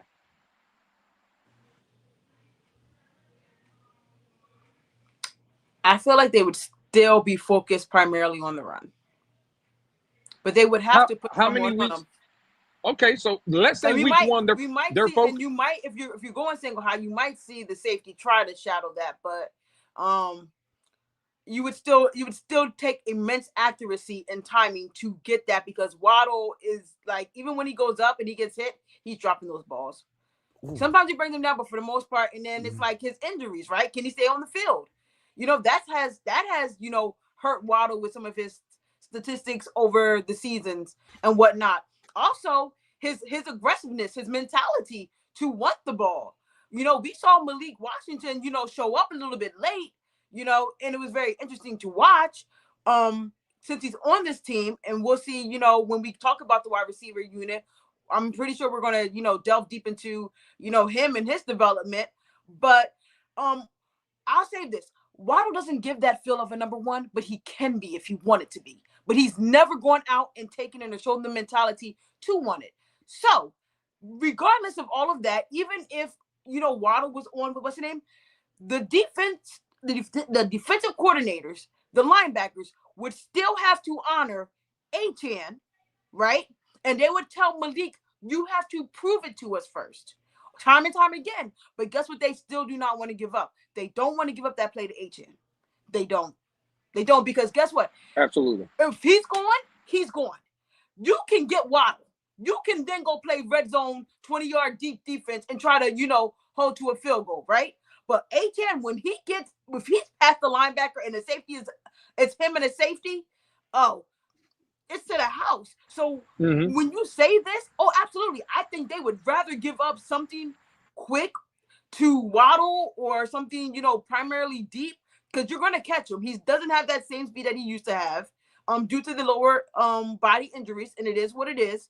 And then play red zone defense.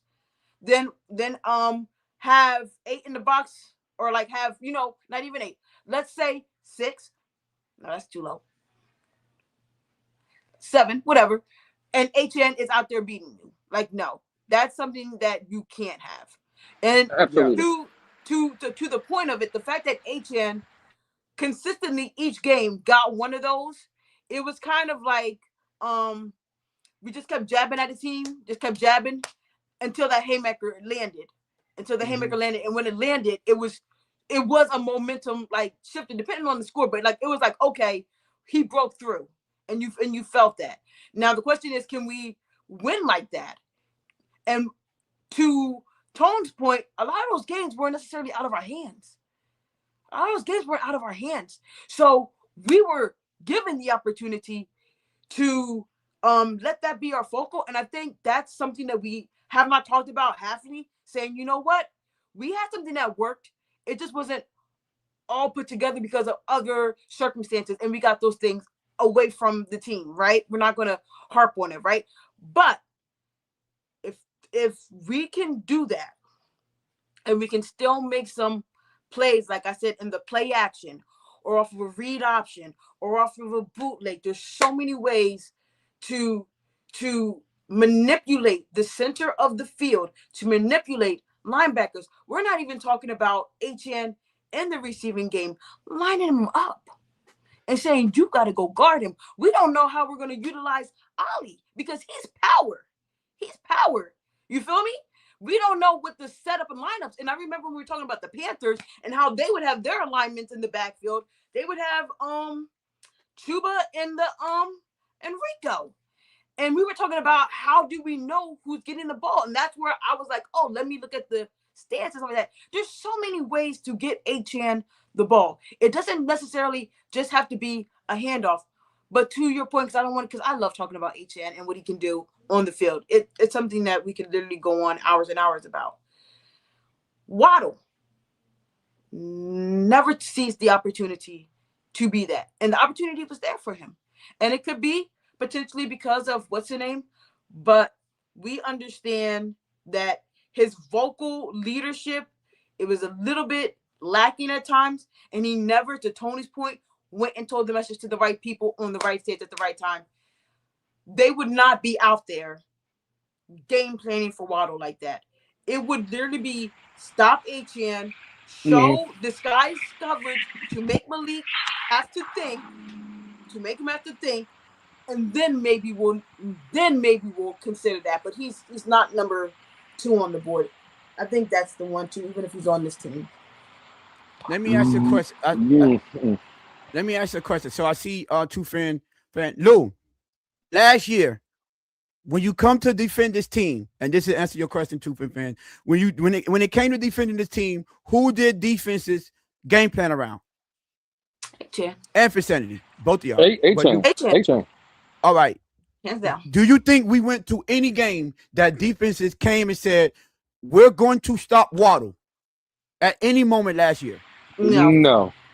Okay, cool. So, True Fin Fan, I hope that answers your question, because the same person that they're going to game plan this year is the same person that they game plan for last year. So, to think just because teams are going to come in and game plan for HN, they was doing it last year, which is why I'm saying there isn't a difference.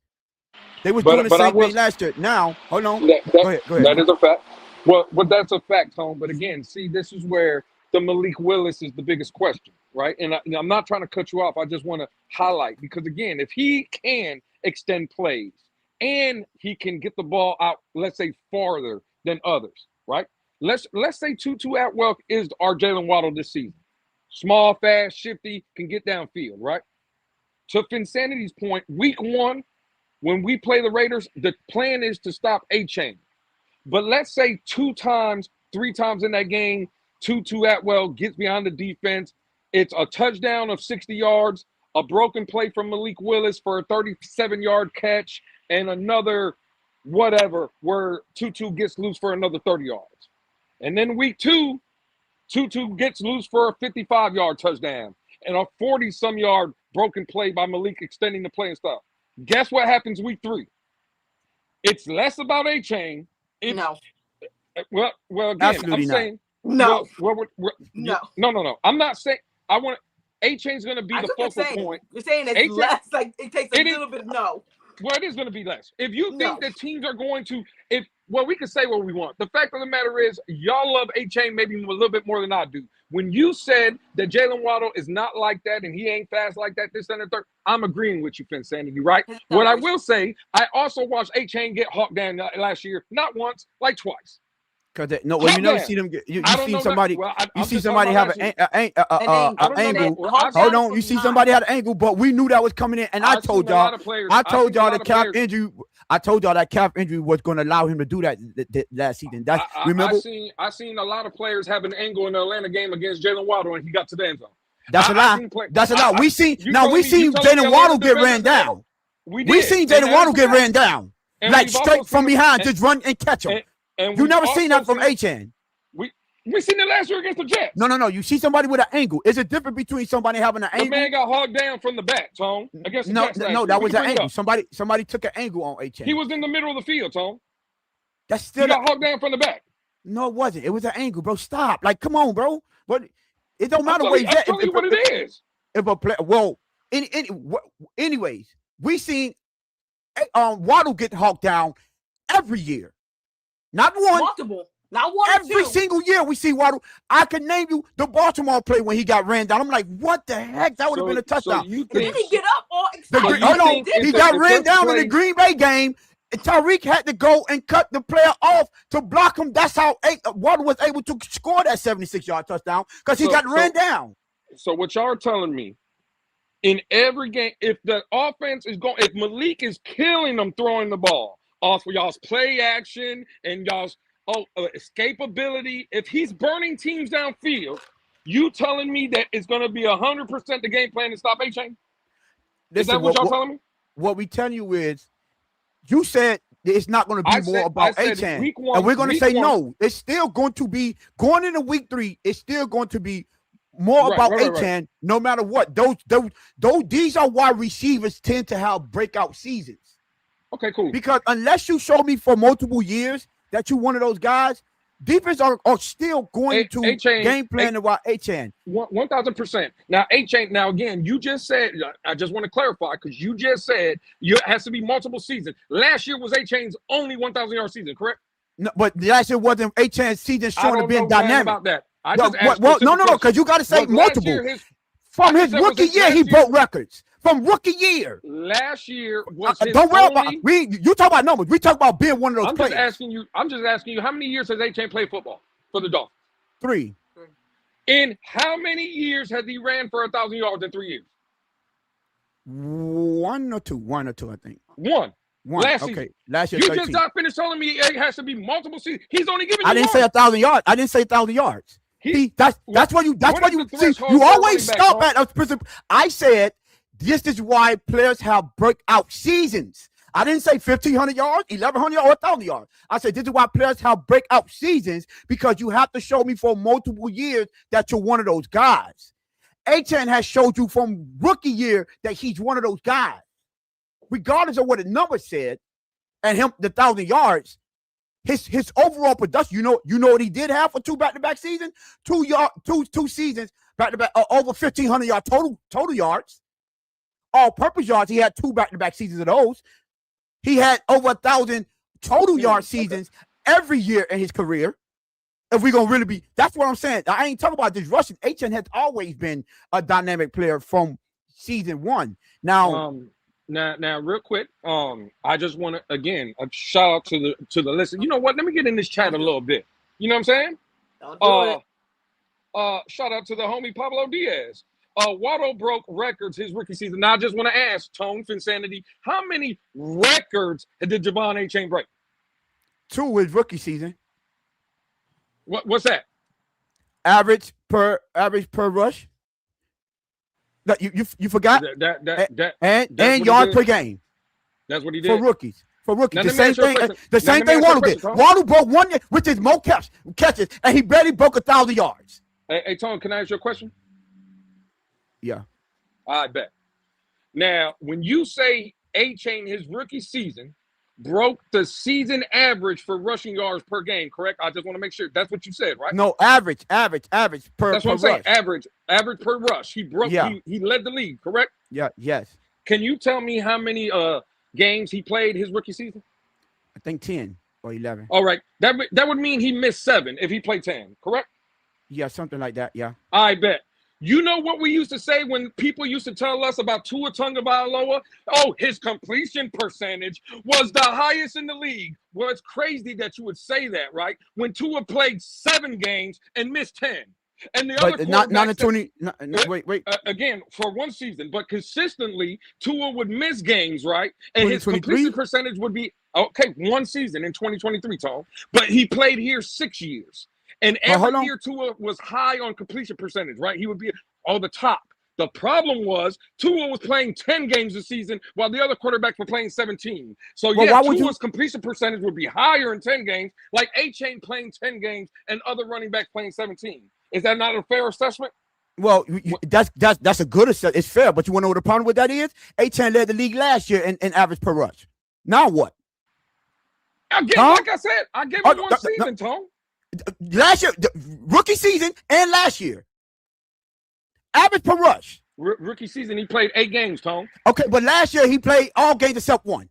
And I said and that's the one season. I'm talking about the other 2. No. We talking about his average. No. That's 2 seasons. You're trying to take away the credit for what he did. Hold on. You're trying to take away the credit for what he did as a rookie season, but he showed you in the full season that he's still that guy, right? And then hold on, over his first 3 years, right? A-Chain, I think, is number 2, or I forgot, or he's leading all players in their first 3 years of average per rush. He's the number 1 in the season, which means he's showing you consistency that even his 3 years, the time that he's on the field, his average per rush is up there consistently. It's not 1 year. Now, if you're going to say was up there consistently too. Okay, but nobody took away his accurate. Tua always been accurate. We said he was trash. No. We say he's not clutch, and in December and in big games. Now you cannot say none of that. Why would you ever bring Tua name up when you're trying to compare him to A-Chain? Where A-Chain is the complete opposite when it comes to late in the season and big games. We know one person that's gonna show up. You know what that average is gonna show up in January, the same way it was showing up in August and September. I'm glad you brought that up. We seen A-Chain in a game in January. Can you give me those numbers in Kansas City? Which one? In Kansas City? Yeah, the playoff game in 2023. That was the playoff. Oh, I mean, I don't know. You just said those. No. You said those numbers are the same in January. So can you go give me those numbers in January? I'll give you. I'm glad you picked one game. I'm gonna pick Baltimore. You can pick Baltimore and the Bills. Said January. I don't. Right, those games was in January. Those games was in January. Just so you know, just in case you are not aware, those games that we played Baltimore, they were in January. Just so you were aware. What was the bigger game, the Baltimore game or Kansas City? Which one was the bigger game? See, at the time, both of them. But Kansas City was the playoff game. Okay. Kansas City was the play. What you said, 2024, right? No. The playoff 2023. Yeah, 2023. Let's go to the schedule real quick. We played Kansas City in. Wait, A-Chain didn't play in that game, did he? I know most of them played. Oh yeah, you talking about against Kansas City? In the playoffs, yeah. Oh yeah. A-Chain played. Did he? Let me go back and watch. I mean, it's not a big deal, Tom. Don't worry about it. You ain't got to do all that. Dog, we had 8 rushes at the team. 8 at the team. 18. 18. I'm sorry. We had 18 as a team. 18 rushes. We had 18 as a team. What are we doing here? Like, I'm just looking at what are you doing? I'm just saying. What? So we ran the ball 18 times as a team. What did we rush for? 76 yards. It was bad. We they must have gained playing hard for A-Chain, boy. Hey, listen, we only rushed 18. Now they did 39 passes in that game. 39. Yeah. Right? And Cook, he not saying that he's not gonna have bad games. That's cool. Won't never take that away from you. You get what I'm saying? But them big boy teams. They should have gave him the football. That's what they should have did. They should have gave that was most That's what they should have did. most of what the guy that year. Yeah, he was injured too, wasn't he? Wasn't Monster injured? They were like at the end of the day. Here? What are you doing, Lou? Like, come on, that's a reach. That's why I was just saying. I'm just saying. I'm just saying. It's hard for me to believe a receiver or multiple receivers. Let's say the receivers and our tight ends. Let's say Dolphins is a big part of the offense. Let's say Will Kazmarek, right? Because we all believe we're probably going to run 22 personnel, right? 2 tight ends on the field. Probably Will Kazmarek and Dolphins, right? Maybe 11. Let's say Dolphins and let's say Will Kazmarek are in the fold. Jalen Turbot takes a step. Malik Washington, another player that looks like he was trending upwards in OTAs, right? Let's say if those guys are making plays and Malik Willis is making plays. Y'all got mad at me because I said week 1 against the Raiders, 100% of the focus, in my opinion, will be stop A-Chain because Will Kazmarek, Dolich, Malik Willis, and all the receivers, they're unknown, right? I'm giving it's 100%. I'm asking y'all if week 3, 4, 5, if those are making plays, right? Those other guys, you telling me that week 8, 9, and 10, A-Chain is still 100% of the focus? Yes. The defense ain't going to worry about Malik. They're not going to worry about players making plays. Y'all got mad because I said that though. I never. No. I'm telling you, the A-Chain is still going to be 100% the focal point. The run, every defense is going to come in. I don't care who is back there. We have to stop the run, regardless of what. At the end of the day, you know when what's his name? When AJ Brown and Devonta Smith were both having 1,000 yards receiving 2 seasons back-to-back respectively, Saquon Barkley and that run game was still the number 1 focal point the whole season. Which is why those receivers was running wide open, but Jalen Hurts couldn't consistently hit them. So it don't matter. It still didn't change. What do you always tell me, Tone? You're hearing what you just heard. I didn't say A-Chain wasn't be the main focus. I'm saying there will, again, he won't be the only focus, though. Y'all got mad when I said that. I said, again, if those other guys are making plays, Emily, it's the same thing in Buffalo. You could say James Cook is the focal point, right? Look at Buffalo last year. When they started going on they run, what made that offense so dynamic? They said they gave Josh Allen less opportunities to make mistakes, and they were running the ball more, right? You could argue James Cook is the main focus. You don't think they're accounting for Josh Allen, though? But that's still the run game, Lou. What are we talking about? So Josh Allen, when you see him run out of the pocket, people are coming corners, linebackers are creeping up because now he's running out of the pocket and he's throwing 25 yards, 30 yards up the field. You don't think that defensive coordinators take that into account? The defensive coordinator took into account Josh Allen no matter what James Cook did. Yeah. They didn't change what the vocal. It's still what Josh Allen is. Josh Allen first. You know what? James Cook, you going to do what? Why you think he led the league in rushing? Because Josh Allen was still the focal point of every defense. I don't care if James Cook have an amazing season. Cool. We're not going to let Josh Allen be the one to kill us. That was every team's defense. It's not going to change, Lou, is what I'm saying. I don't care how good another player turns up and say, well, he having an amazing season. The focal point is still going to be your best player on the team. Point blank. No. I didn't say A-Chain wasn't going to be the focal point. I said there would be more things to worry about. And y'all got in a pissy fit because I said that. It's not going to change. It's not going to change. It's not going to change the game plan. 1 through 17. Oh, no, see, that's where I did. If that's what you're saying, Tone, right, then I'll say I disagree with that. If you think these guys are making plays all over the field and if we get to week 13 and they ain't taking account for them, you've lost your mind. I'm not saying not taking account for. I'm saying they're not taking the game. They're not going to all of a sudden start doubling the receivers. It's what I'm saying. No.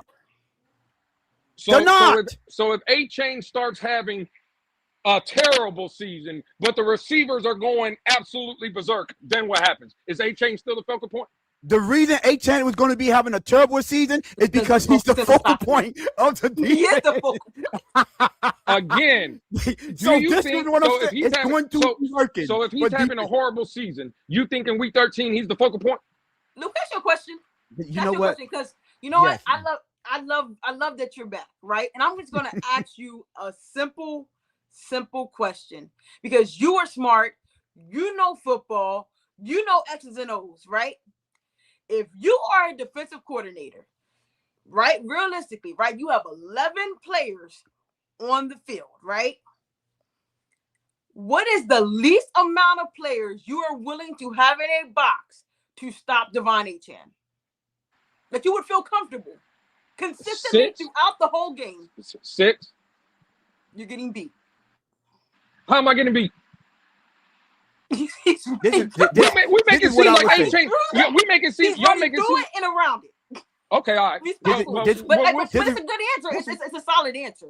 It's a This solid is what answer. I'll say, right? So 6. Let's break it down.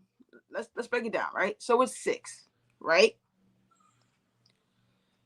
Tone, you're the offensive coordinator, right? How do you want to line up against 6 in the box with HN as your running back? Like he said, I'm going 11 personnel, or I mean 12 personnel. Like it's easy. You got 2 tight ends, 12 personnel. I'm destroying that. That's Exactly. 7 blocks. Right. That's it. And again, cool. And if you go to And then you 22 got a rushing right, quarterback, if so it's technically, bro, it's the numbers if don't you favor go- you at all. and if you go to 12 personnel, then I just make that adjustment. That's what I'm saying. You think if you go into 12 personnel, it's I'm just still- gonna sit so there. it's all- yeah, it's I'm just still- gonna sit there and It's have still 6 in the predicated box. on stopping Achane is what you're saying. You're making an adjustment to stop Achane. Again, but you don't think I would have also make adjustments to stop other people if they're going off too? Well, at the end of the day, you're not going to stop worrying about Achane because say a I wide would. receiver. I didn't But say this I is would. the whole point. The You reason can't that let HN be the reason that you lost. the reason what we're telling you is No. I said defenses are not going to stop worrying about Achane just because the receivers are having a good season. okay. That- Well, that's where again I disagree. Oh, all right, cool. You know what? This is what I would like to ask. Give me a example of this ever happened in the history of football. That the going into the season, the best player on the team, let's just say it is not having as good of a season, and they all of a sudden say, you know what, we're not going to worry about him anymore. No We're one going to say worry that. about the other people. Who now again? Who said that they're not going to worry about Achane anymore? Who said that? He said less. Well, you just said that He said less. you literally. I said, right? If they are, Achane is, let's say, doing his thing, right? Mhm. But 4 times a game, Malik Willis is either hitting Tutu at what it's just a straight 9 route, and Malik's putting it out there, and Tutu's running under it. Or 2 times a game, Malik is escaping the pocket. The defense loses Jalen Tolbert, and it's a big explosive play there, right? Mhm. Now, all I'm saying is, if the Dolphins can consistently do that, week 1, they do it. Week 2, they do it. Week 3, they do it. Week 4, they do it. Week 5, when we play Cincinnati, Cincinnati's game plan is their focus, right? Is Achane. But if you don't think that they are also going to have an adjustment to take away what they've seen the first 4 weeks of plays getting made down the field, you're sadly mistaken. If you think they're just worried about Achane, Hold up. You're missing a great point when it comes to game planning. Are they winning? Are they winning playing that way? No, that's not even a question. what You does that gotta matter? ask that. But the problem is, can what- play you like that and you're not winning. What are they worried about? But he If they're just stopping said that it's Achane still. and you're running when you're throwing the ball, but you're not winning. Like, what are you doing? But he just said that the focal point's still going to be on Achane, which is our point the whole time. I've still- always said that. It's still going to be the focal point is still going to be on He's Achane. just trying to say that they're going to make It an don't adjustment matter. to consider the pass. That's all he's trying to say. I never once said, Tone, that they weren't gonna come for Achane. That's what I'm saying. You said you're hearing That's what why you he want to hear. said You're just I hearing the heard you argument. say that. Contact work. But I said, and I kept I said saying, less. and I I said that's said- not going to change the game plan. I said that's not gonna change the game plan. 100% to 99%. Then technically, yes, you can be correct.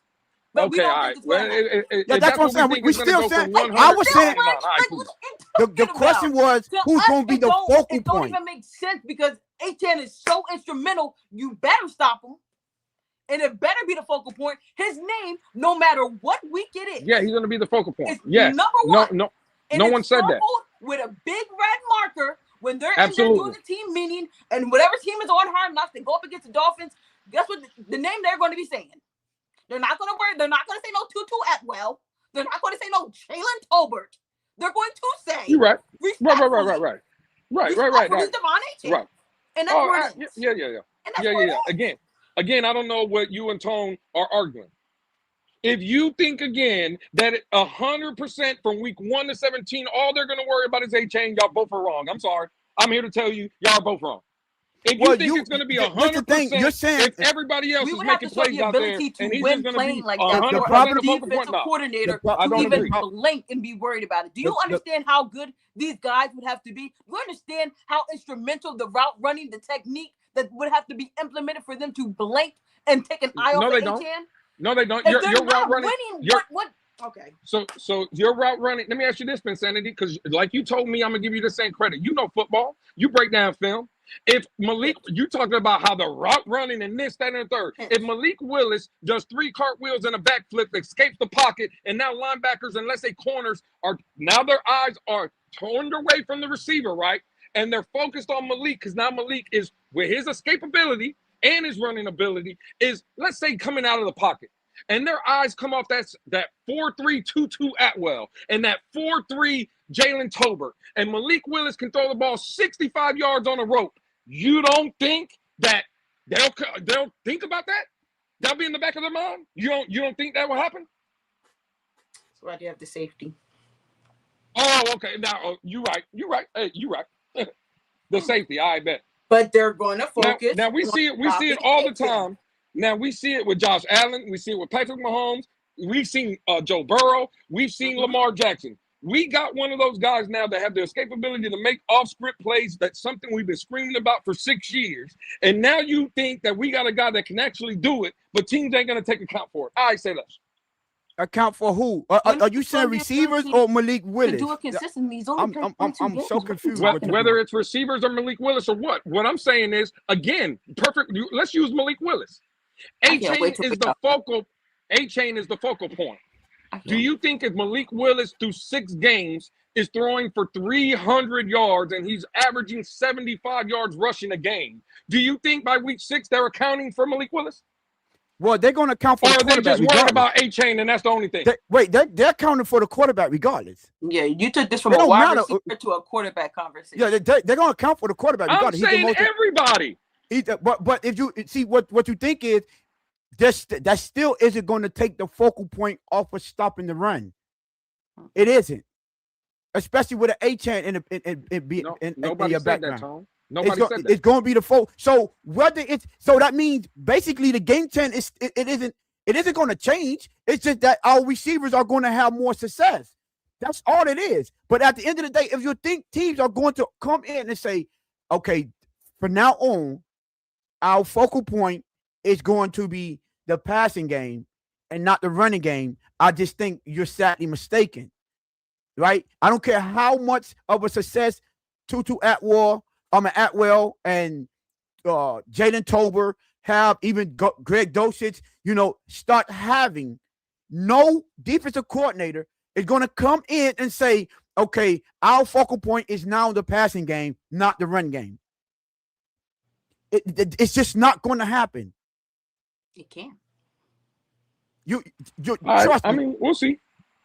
Trust me, you'll be like, man, listen, because can you imagine if they're having success passing and then you mess around and allow the run game to get on track as well? You asking you're asking to get fired. You're asking for disaster. Right. A run game is going to demoralize you regardless of what. That's never going to change in football, period. Okay, all right. And Malik Willis is going to actually help. Like, a lot of the stuff is predicated on his legs, right? The thing what teams started to do with Lamar Jackson, even in that year where he was throwing for, he was throwing for all them touchdowns and things like that, they started to do spies. Don't let him kill you. When he started to do scrambling and cartwheels, like you were saying, a spy allocated to the quarterback, not receivers.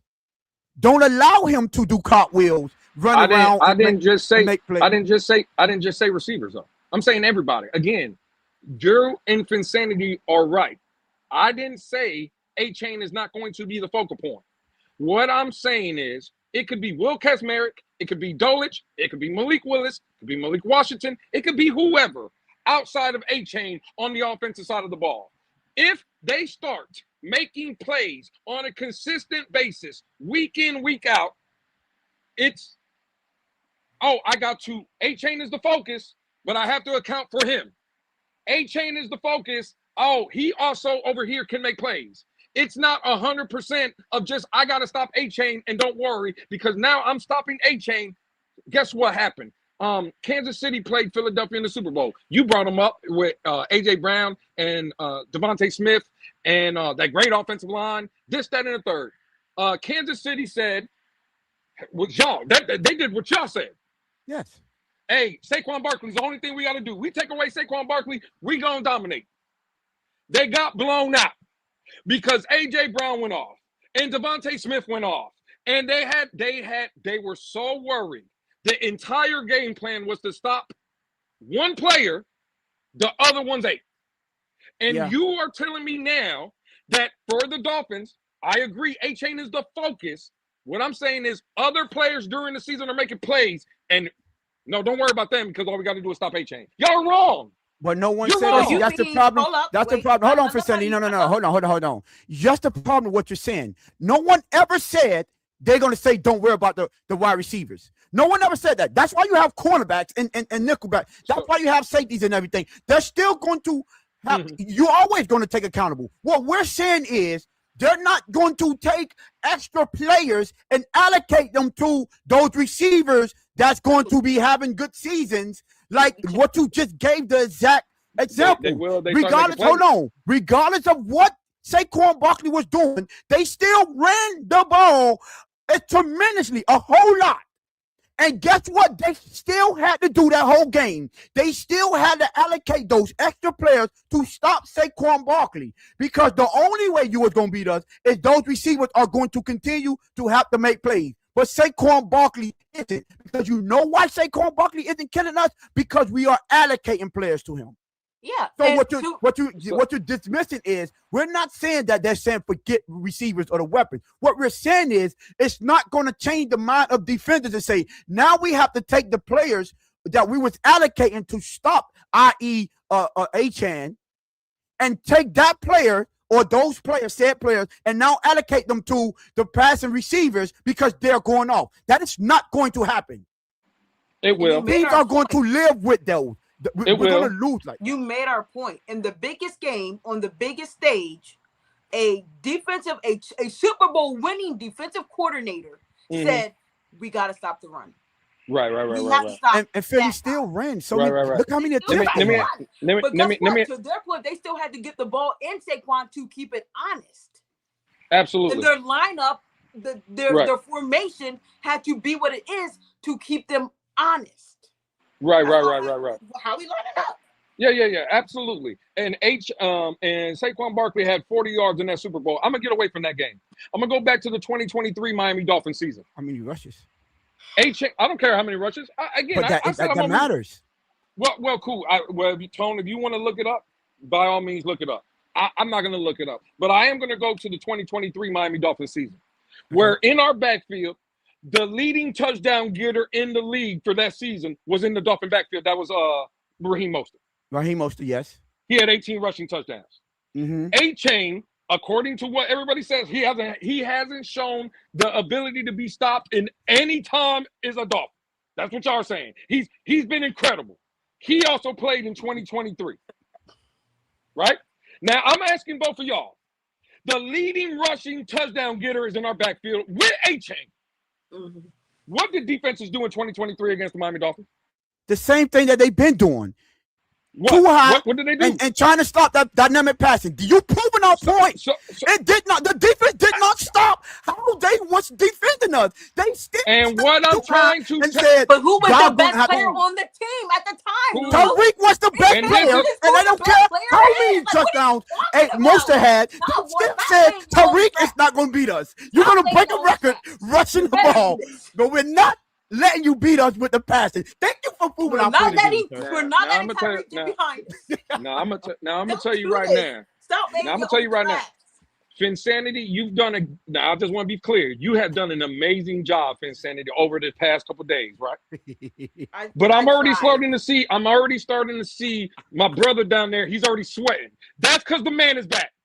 Now, let me tell y'all something right now. Listen to what y'all just said. In 2023, the best players on the team, they were so worried about Tyreek Hill, right? That's what y'all said, right? Yes, they Tyreek Hill. Cool. And you know what happened? When defenses only had one game plan in mind, when the game plan, when the focus was stop Tyreek Hill, you know what it got us? 18 rushing touchdowns from Raheem Mostert. Over 1,000 yards. You know what it got us? A-Chain going off. Because what I'm telling you is you can have a focus, but you have to account for other things. Y'all just think that it's just A-Chain by itself. No, it didn't. They didn't. You know why? You know why? So they were accounting for Raheem Mostert. You know why Mostert and A-Chain went off like that? Because you know what they're going to say? That's how y'all have to beat us, because it's not going to be with Tyreek. That's the difference. What we tell you. No matter how much Mostert broke records for the Dolphins, and no matter how much we ripped for well over 2,000 yards, those teams and those defensive coordinators still did not change the focal point of the defense and who they game plan for. The Dolphins did not change. And guess what? Hold on. It turned into wins. Right. Because that's the most important thing. The Dolphins won the most games they had. Defenses. The defense, it turned into wins for the defense, because at the end of the day, when you needed Tyreek Hill and Tua to overcome at the end of the season, guess what? They couldn't go to that, because we are going to make sure he's not going to kill us. So you're going to have to beat us. Tua couldn't kill you. Regardless of what, that's still what the game plan. Regardless of what, no matter how good A-Chan was having, Mostert was having a good season, A-Chan was having a great season, they still didn't change the game plan, which was stop that passing offense. If they beat us with the rushing offense, so be it. Why were everyone pissed off because Mike McDaniel stopped running the ball? Because they were like, teams are showing you that they are not going to get out of that too high. So the way you're going to beat teams are running the football. And every defensive coordinator came out and said, we would live with that. But we can't live with is knowing that you have Tyreek Hill out there, and we stop making a focal point of him. And let's be real, Tyreek still was making plays anyways. Absolutely. It didn't change the game plan. And Waddle was also making plays, and everybody else was making plays because they're just so focused on Tyreek Hill. What I'm telling you is, in 2023, the Dolphins should have won that Super Bowl, according to what everybody said. No, why? Well, let me explain why. Because you just said, right, that all the people, remember, everybody complained about Mike McDaniel. Just run the ball. And you know what? I've been a little rusty. Excuse me real quick. I haven't been here for a while. Let me see. Yeah. Oh, here it is. Give me 1 second. Toot. It don't matter if you get mad if Mike McDaniel didn't run the ball, because Tom, Finsanity, Wednesday nights at the Blitz Pickup is what kind of show? What do we do on Wednesday? Film breakdown. And the film breakdown, I would use to come and tell people, forget about your feelings. I don't care what you're feeling. It's 31, and I just want to run the ball. I don't care what your feelings is. When the film dictates that defense that everybody's we're so worried about Tyreek Hill, Jalen Waddle, how many times was wide open? How many times was Devon A-Chain running in the flat wide open? How many times was Malik Washington coming, or Braxton Barris or whoever coming underneath on a crosser wide open? Mm-hmm. Do you think? Now, again, if I gave you Waddle up the seam wide open, A-Chain in the flat wide open, and Malik Washington and crosser wide open, you think that the defenses shouldn't account for that? Is that what you think? Because they're just so worried about Waddle, or they're so worried about Tyreek, or they're so one dependent on A-Chain? You got to defend everything. It's easy. Why do you think they always say you want to make teams one-dimensional? Because once a team is one-dimensional, they're scarred. You want to be balanced. Everybody can make plays. Your tight ends can make plays. Wide receivers can make plays. Your running back can make plays. Your quarterback can make plays, right? That's how it keeps a defensive coordinator on edge, right? Oh, I don't know where this ball's going to. If you think that defensive coordinators from weeks 1 to 17, if A-Chain is, again, doing his thing, but other guys are doing their things too, and they're not accounting for that. You're wrong, bro. It's not going to just be, oh, stop A-Chain, and that's it. Because, yeah, now you stop A-Chain, and now what? A receiver got 150 yards, Malik got 80 yards, this, that, the tight end got 2 touchdowns. Like, what are we talking about? You got to account for the whole field. You're telling me in a game where there's 11 people at one time offensively, you're just taking one out? That's all you got to worry about, just one guy. 10 guys on the field, we just got to worry about one. Bro, don't make no sense. What are y'all talking about? Y'all are better than this. All right. Got him.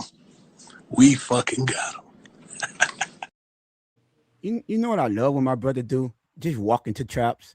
That's You what I said. you said we watched film, right? Absolutely.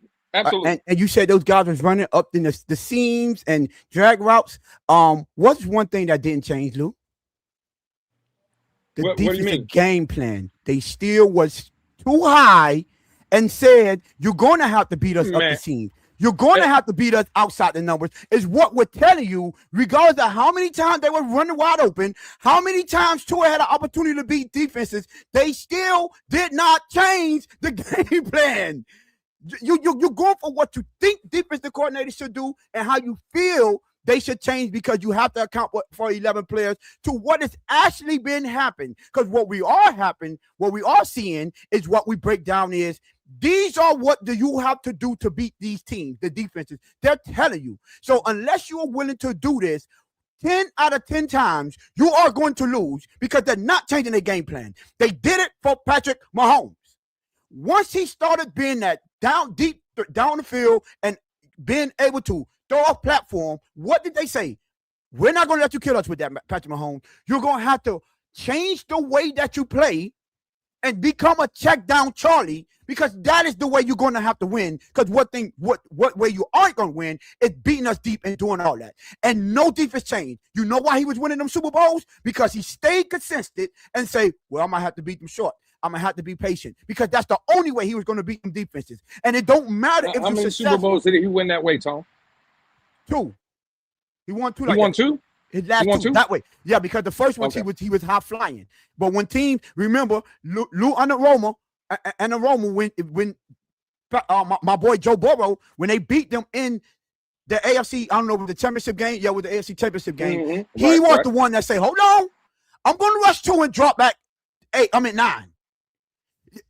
If you run, cool. If you take the check down, cool. But you're not going to beat us doing them spectacular plays. And then every team start to adjust, and that offense started to tailor off slowly but surely, and you're going to have to make them plays. Because one thing it is it's harder to continuously make plays on time and be accurate than it is to hit that one deep shot, which is why they aren't going to change. That's all I'm saying. And the same thing is, it's more difficult for, if you have the dynamic running back, it's more difficult for you to continue to run the ball and block and not and beat these 8, let's say the 8 to 7 man fronts, than it is for us to say we're going to take our chance with a dynamic running back and hopefully our players can stop them. That's not the mindset of defensive coordinators, which is why no matter what we saw, this is all about defensive coordinators aren't going to change their game plan. What you're going to have to do is take what the defense is giving you. Every single defense know that you won't have to give up something. And you pick and choose what you're going to give up based on what team. And you're not changing from that. You aren't. So last year when Miami played Halfley's defense in Green Bay, what do you think the game plan was? Stop the passing offense. But I thought A-Chain was our number 1 guy last year.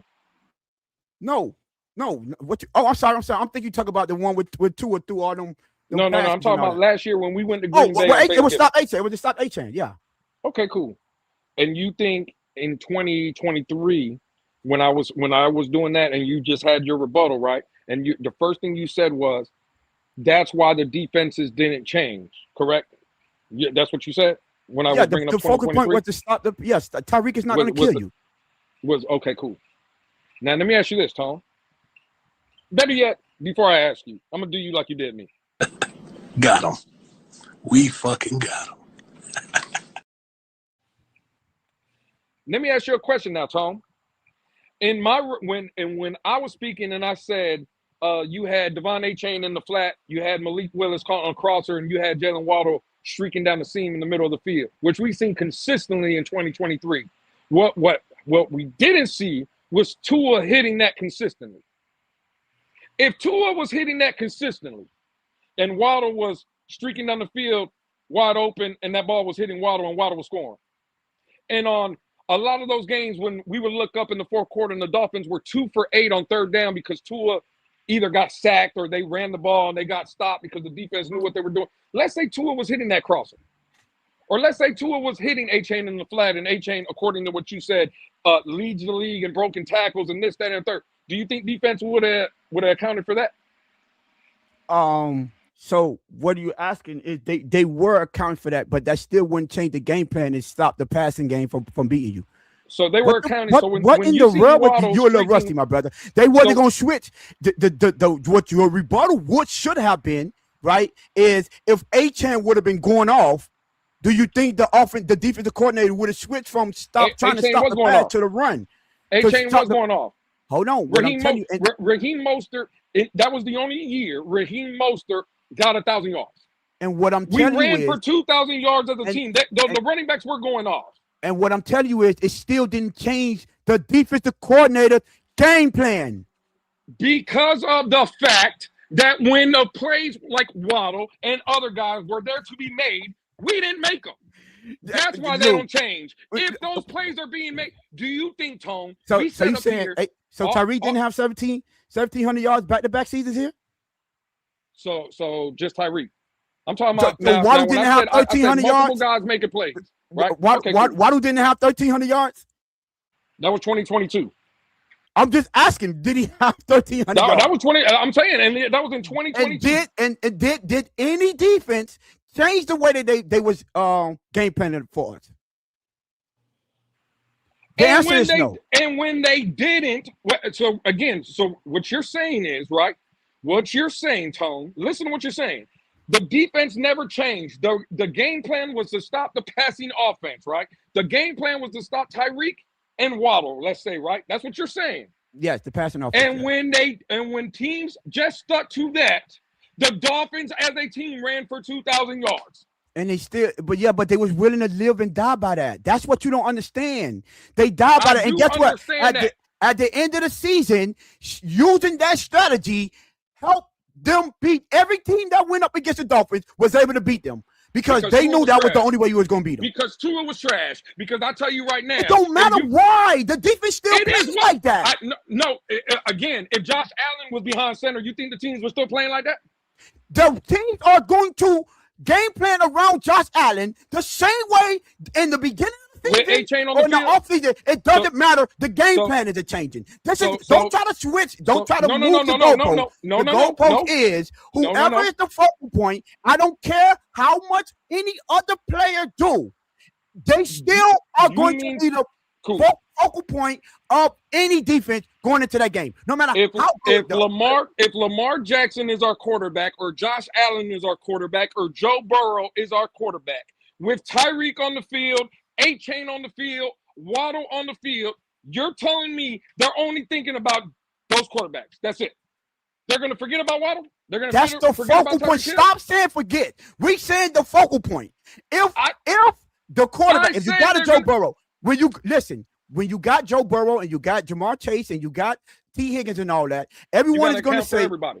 You got to account for the offense. It's still the way that the only reason we're saying A-Champ is because A-Champ is the focal point of the offense, right? And what you're trying to say is if the other players outside of A-Champ start to do well, the defense are going to all of a sudden not make him the focal point. Well, you didn't say make him the focal point, but they're going to account for the receivers or everyone. I'm like, yes, but that still is not going to change how they're going to allocate the players to stop Achane. The game plan is not going to change. They're going to tell their cornerback, they're going to say, hey, safety, maybe you hedge over to Waddle or whoever's having a better hedge over there. But what we're not going to do, we're not going to switch our game plan and say we're going to take a little bit attention off of Achane and put a little bit more on these players. No, they're going to have to figure out a way to account for them other players doing well without running the risk of forgetting about Achane just the slightest bit,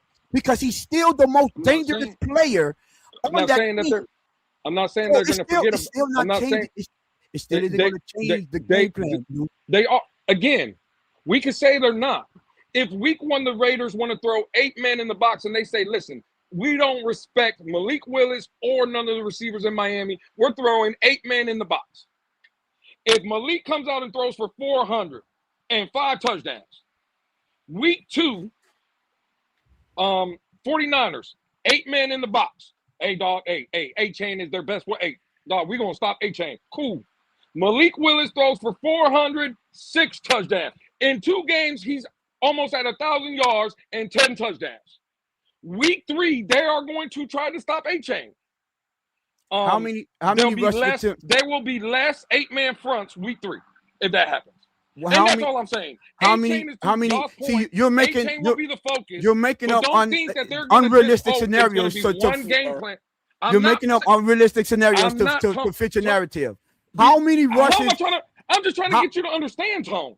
But you're trying to understand something that's not going to happen, because what you're trying to say is all of a sudden we're going to not be a run-based offense and we're going to just be turned out and be. That's what you're saying. For Malik Willis to throw for 400 yards and all these touchdowns, you got to be a pass-first offense, Lou. Come on, let's be realistic, bro. Well, what I'm saying is, again, you know what, Tone? I ain't gonna be unrealistic. I'm gonna be realistic since we got an actual game film of our quarterback and Josh Jacobs last year in Green Bay.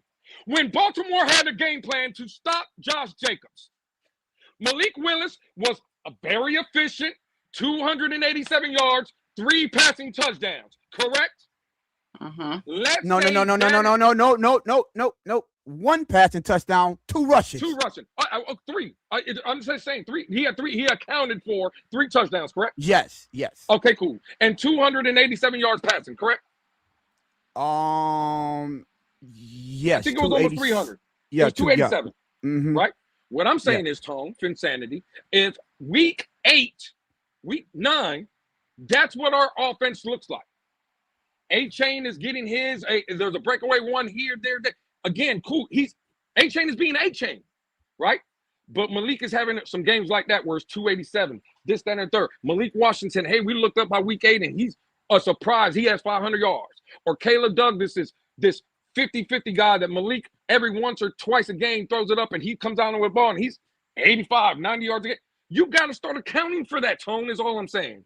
But that's not going to make him the focal point. It does change the game plan, Tone, a little bit. No, it doesn't. You have to make adjustments. No, you make adjustments, but it don't change.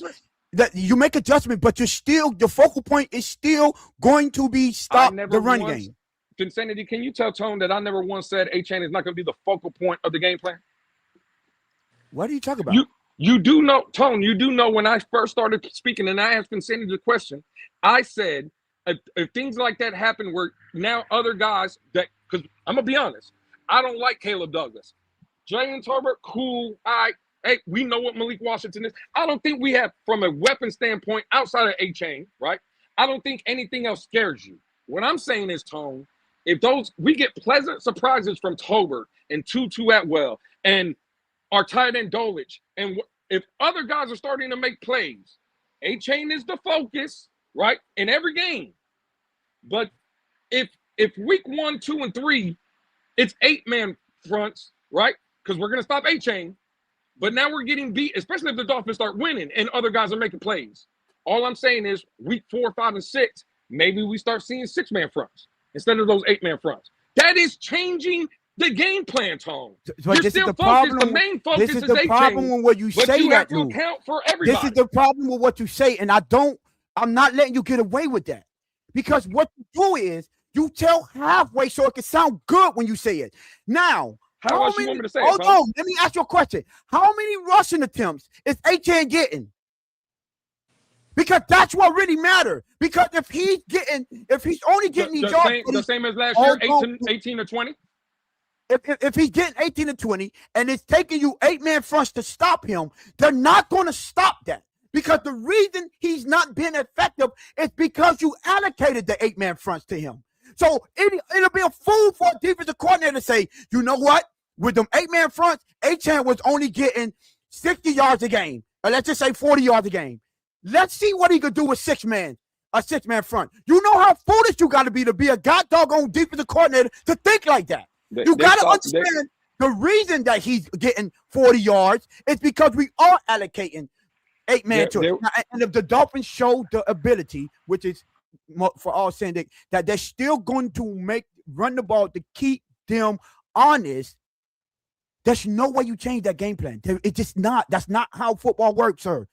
I know you want to make it like it's going to be a major difference from game plan to game plan and game to game and throughout the season. You're going to all of a sudden go from this run from first offense, which is the way they drafted, clearly shows you this is what type of offense they're going to run, right? And then all of a sudden say, well, we're not going to give Achane the football as much. So now defenses are going to say, we're not coming in with 8-man front. Hold on. We're not coming in with 8-man fronts. If it was like that, how you said that, then it sounds good. The problem is you're not taking into account is the reason that Achane will be, let's just say, struggling is because they was allocating 8 people for them.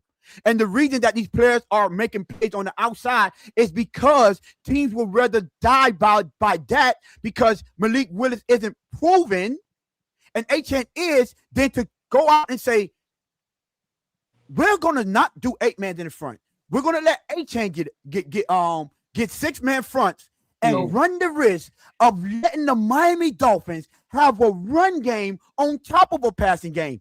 Now you don't have no way to stop them. Yeah, you're not stopping nothing. That would never be a defensive coordinator. So now just again, that's fine, right? Now in 2023, the Dolphins, right, from the quarterback position, had the quarterback that led the league in passing, correct? Yes.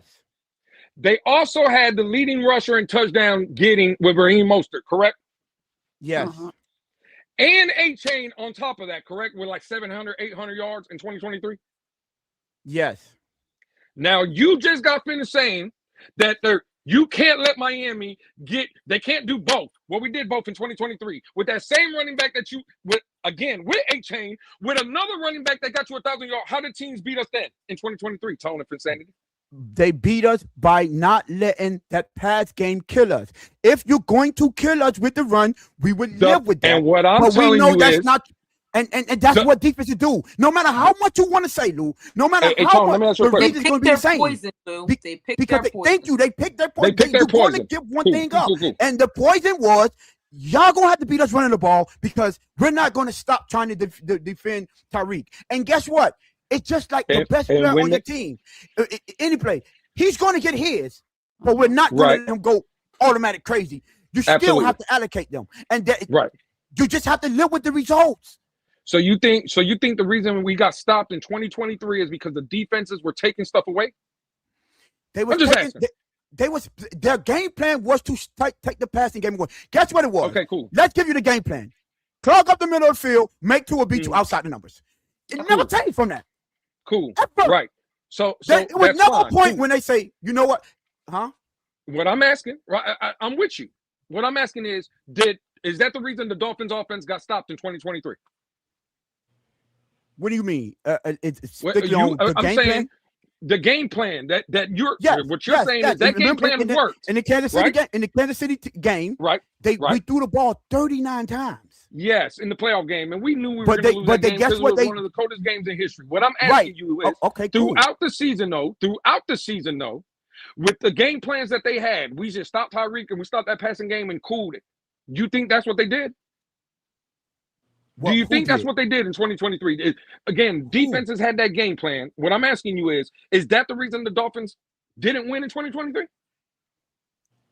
I don't know what the reason was. I'm just telling Well, you let what me the tell game you plan is. again, and I'm telling you that game plan that you're saying that those teams had in 2023 are wrong because they didn't do nothing to stop the Dolphins. Because Tone Insanity, I'm This man watching here, what? what is he talking about? Well, let me tell you what I'm talking about. In 2023, when we were break down the film, how many times did we see Jalen Waddle wide open?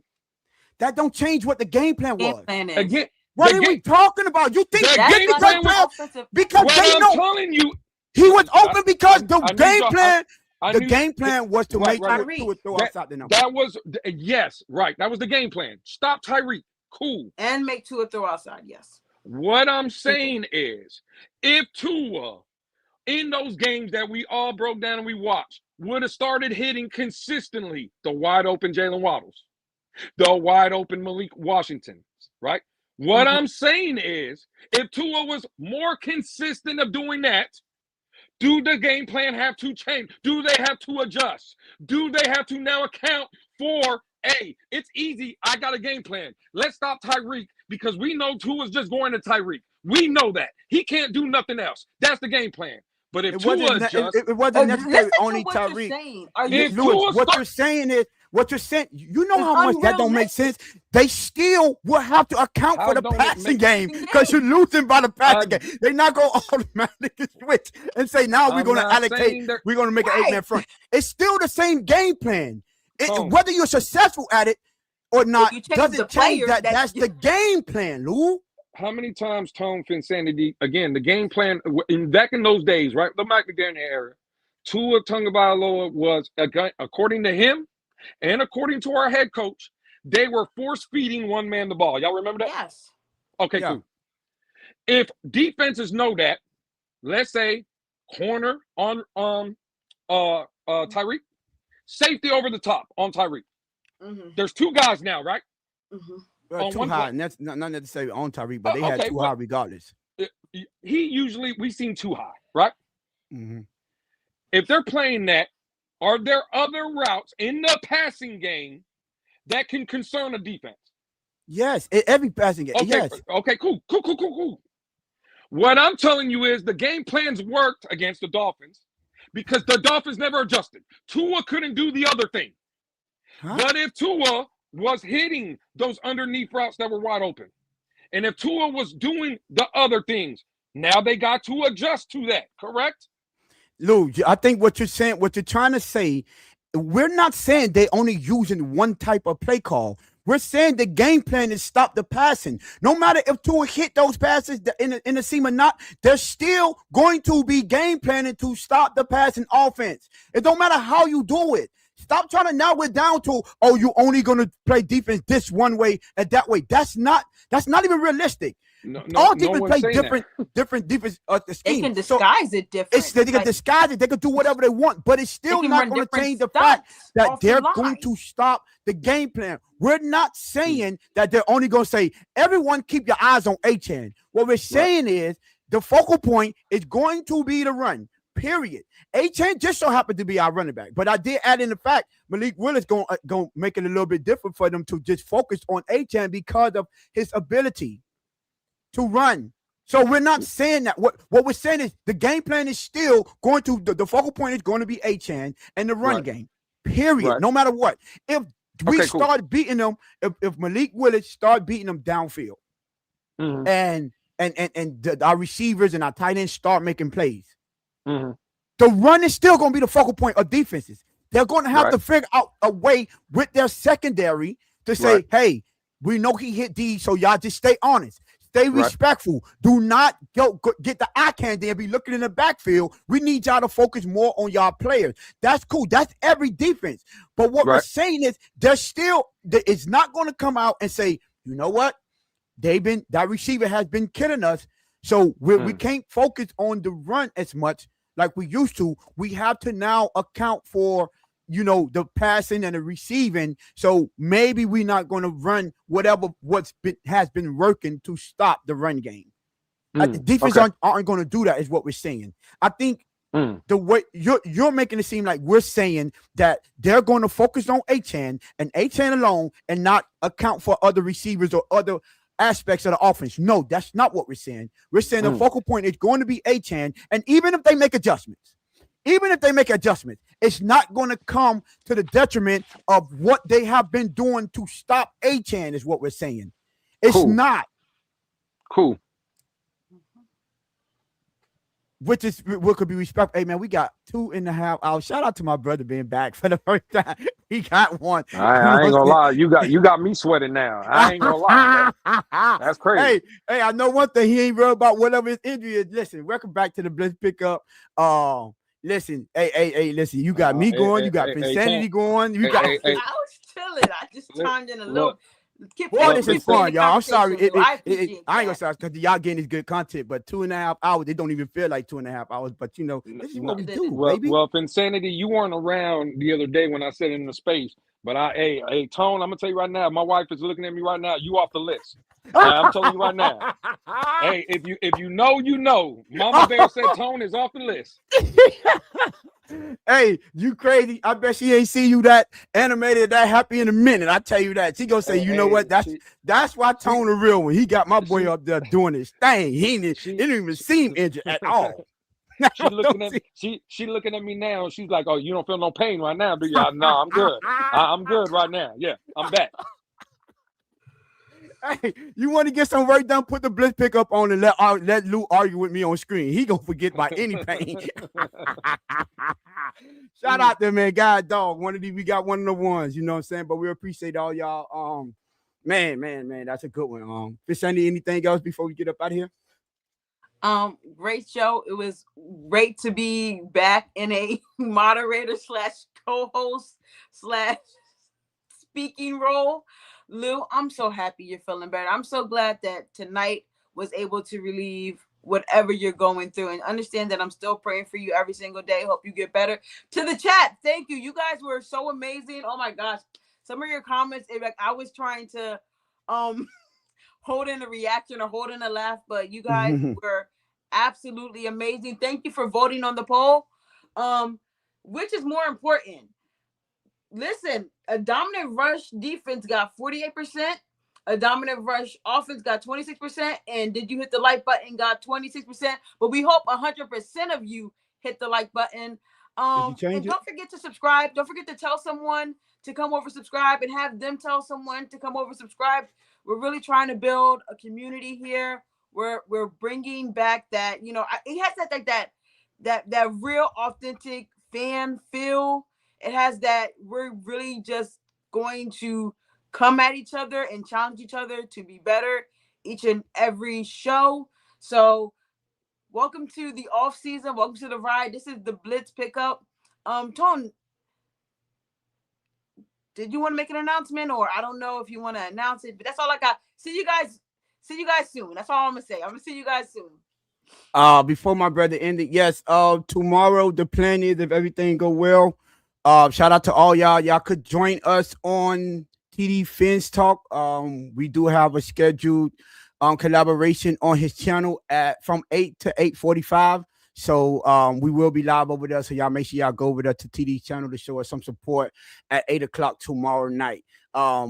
Listen, y'all know we rock with TD over here, and he's been a big help. So we appreciate TD for all this help that he's been doing. But you know, we probably got to go over there and bring that, take some Blitz Pickup vibes over there. Y'all make sure y'all show the support over there on his channel too. Lou, get us up out of here, my brother. Man, Tone, I've been waiting a long time to hear those words. Game Boy say he miss you too, my brother. Say I see Tone Game as Boy always. in there. Hey, Game Boy, they're trying to get Tyler Hero up out of here, but we ain't gonna allow that. Heat Lifer. Listen, with that being said, though, man, I've been waiting a long time to say this has been the Monday episode of the Blitz Pickup for myself, for my sister, and my brother. Y'all know who they are. The Revolver. Matter of fact, we'll see y'all tomorrow. Shout out to TD Fins Talk, as always, right? We'll see y'all tomorrow. Then the next time you can catch us over here will be Wednesday. The Revolver goes to Finsanity and Tone for holding this thing down. A lot of things have been said. Again, not true. This show is not mine. It's ours. It's y'all's. And these two individuals right here for holding it down when I haven't been around. My gratitude is more than they'll ever know. So Tone for Insanity, the revolver goes to y'all. We'll see y'all tomorrow at TD's and then Wednesday over here. Y'all know what it is. We're gonna get us out of here with the Peace out.